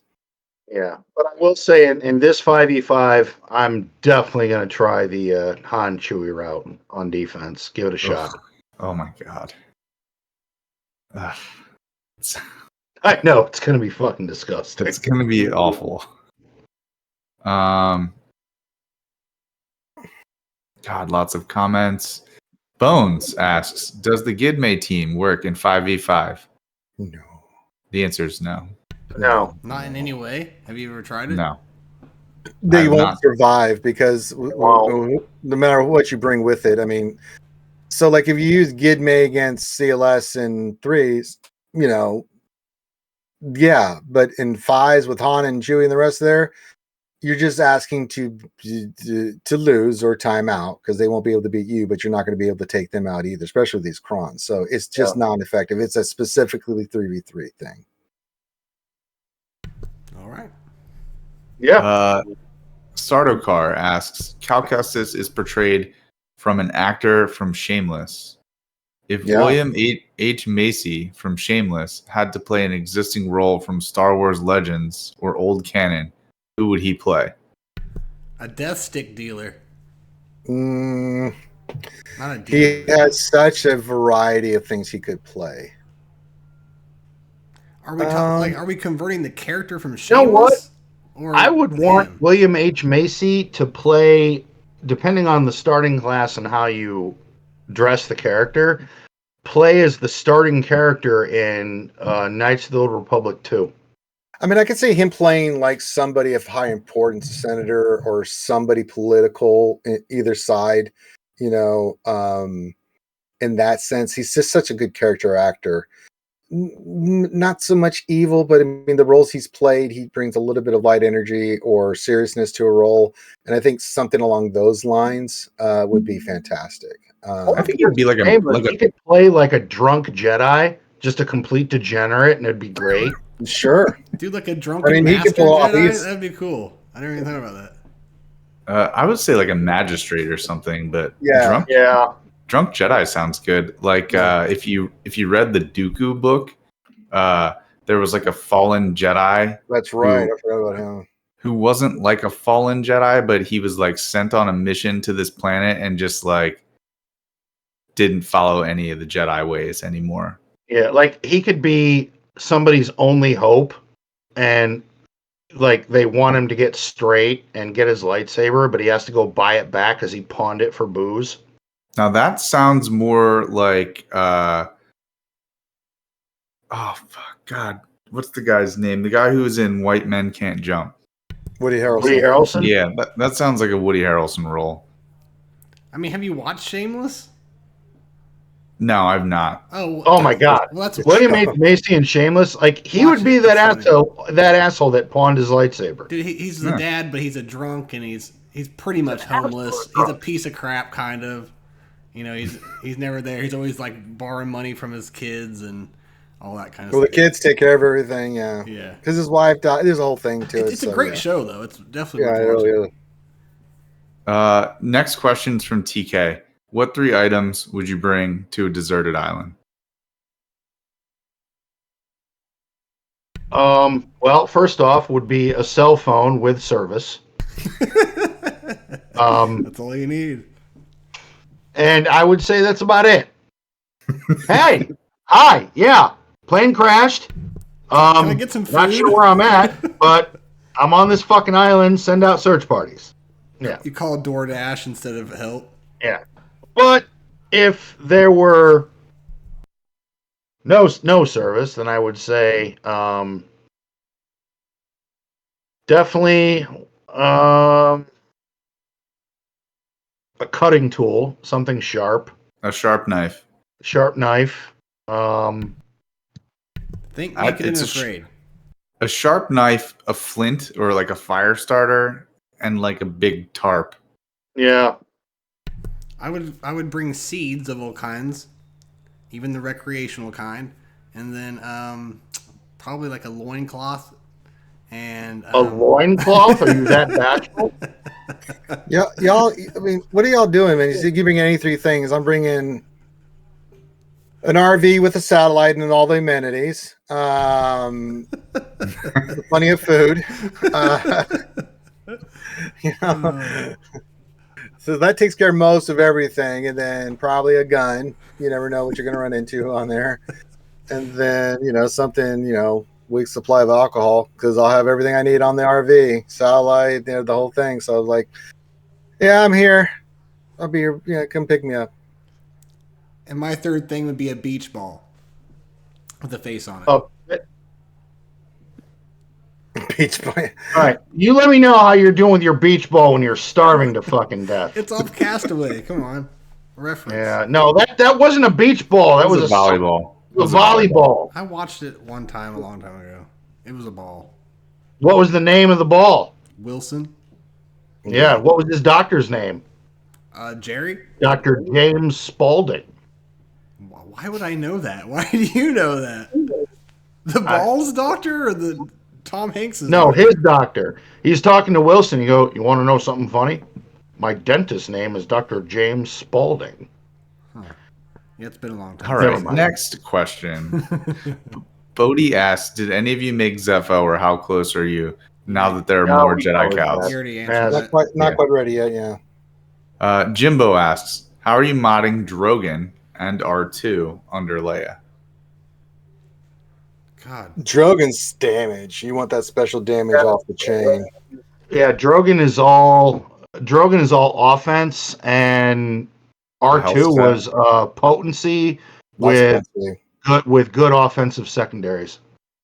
Yeah, you can do that. Good offensive sectors or primaries. You can go health set or you can go like offense set, whichever one works for you. So the stats, but you want that potency. You want those that fire. You want that burning, baby. Yep. That, and every time R2 assists, you want to stun. Next question is from Heiner. They ask, is Drogon useful on pre-GL Leia? I'm still farming Leia Rex, but I have Drogon's Datacron. What was the question? Is what useful? So they don't have Leia, and they want to know if Drogon is useful. Yes. They're still farming Leia requirements, but they have Drogon's Datacron. Should they prioritize Relic 7, putting him to Relic 7 over the other requirements? I think if you have the Drogon Kron, your options are out there. If you don't, and you have Saul Guerrera's Kron, he could do really well with Rebel fighters. There's probably a lot of different things you can do with Drogon. I mean, don't not use him just because you don't have Leia. Like, he's still gonna hit hard. Keen Stratagem is still a really good ability. So yeah, there's lots of different things you can use him with.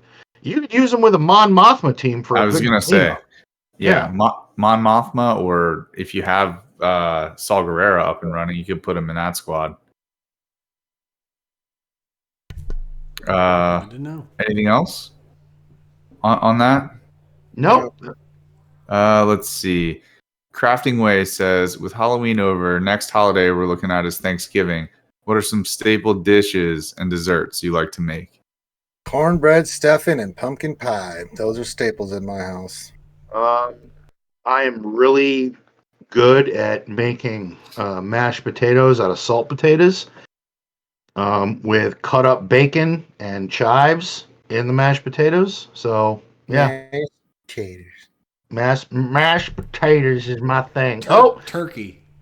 And the Steelers have beaten the Tennessee Titans. I don't know how the fuck we are 5-3, but we are. Great.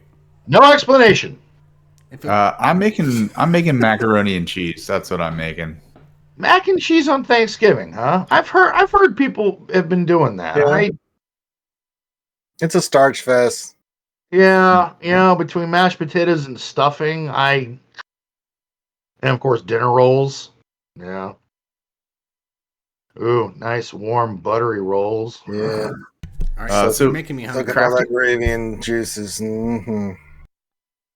Bones, what about you? Turkey. Just the same shit. I'm just being stupid. Yeah, I don't know, man. Stuffing, ooey gooey cake, of course pies.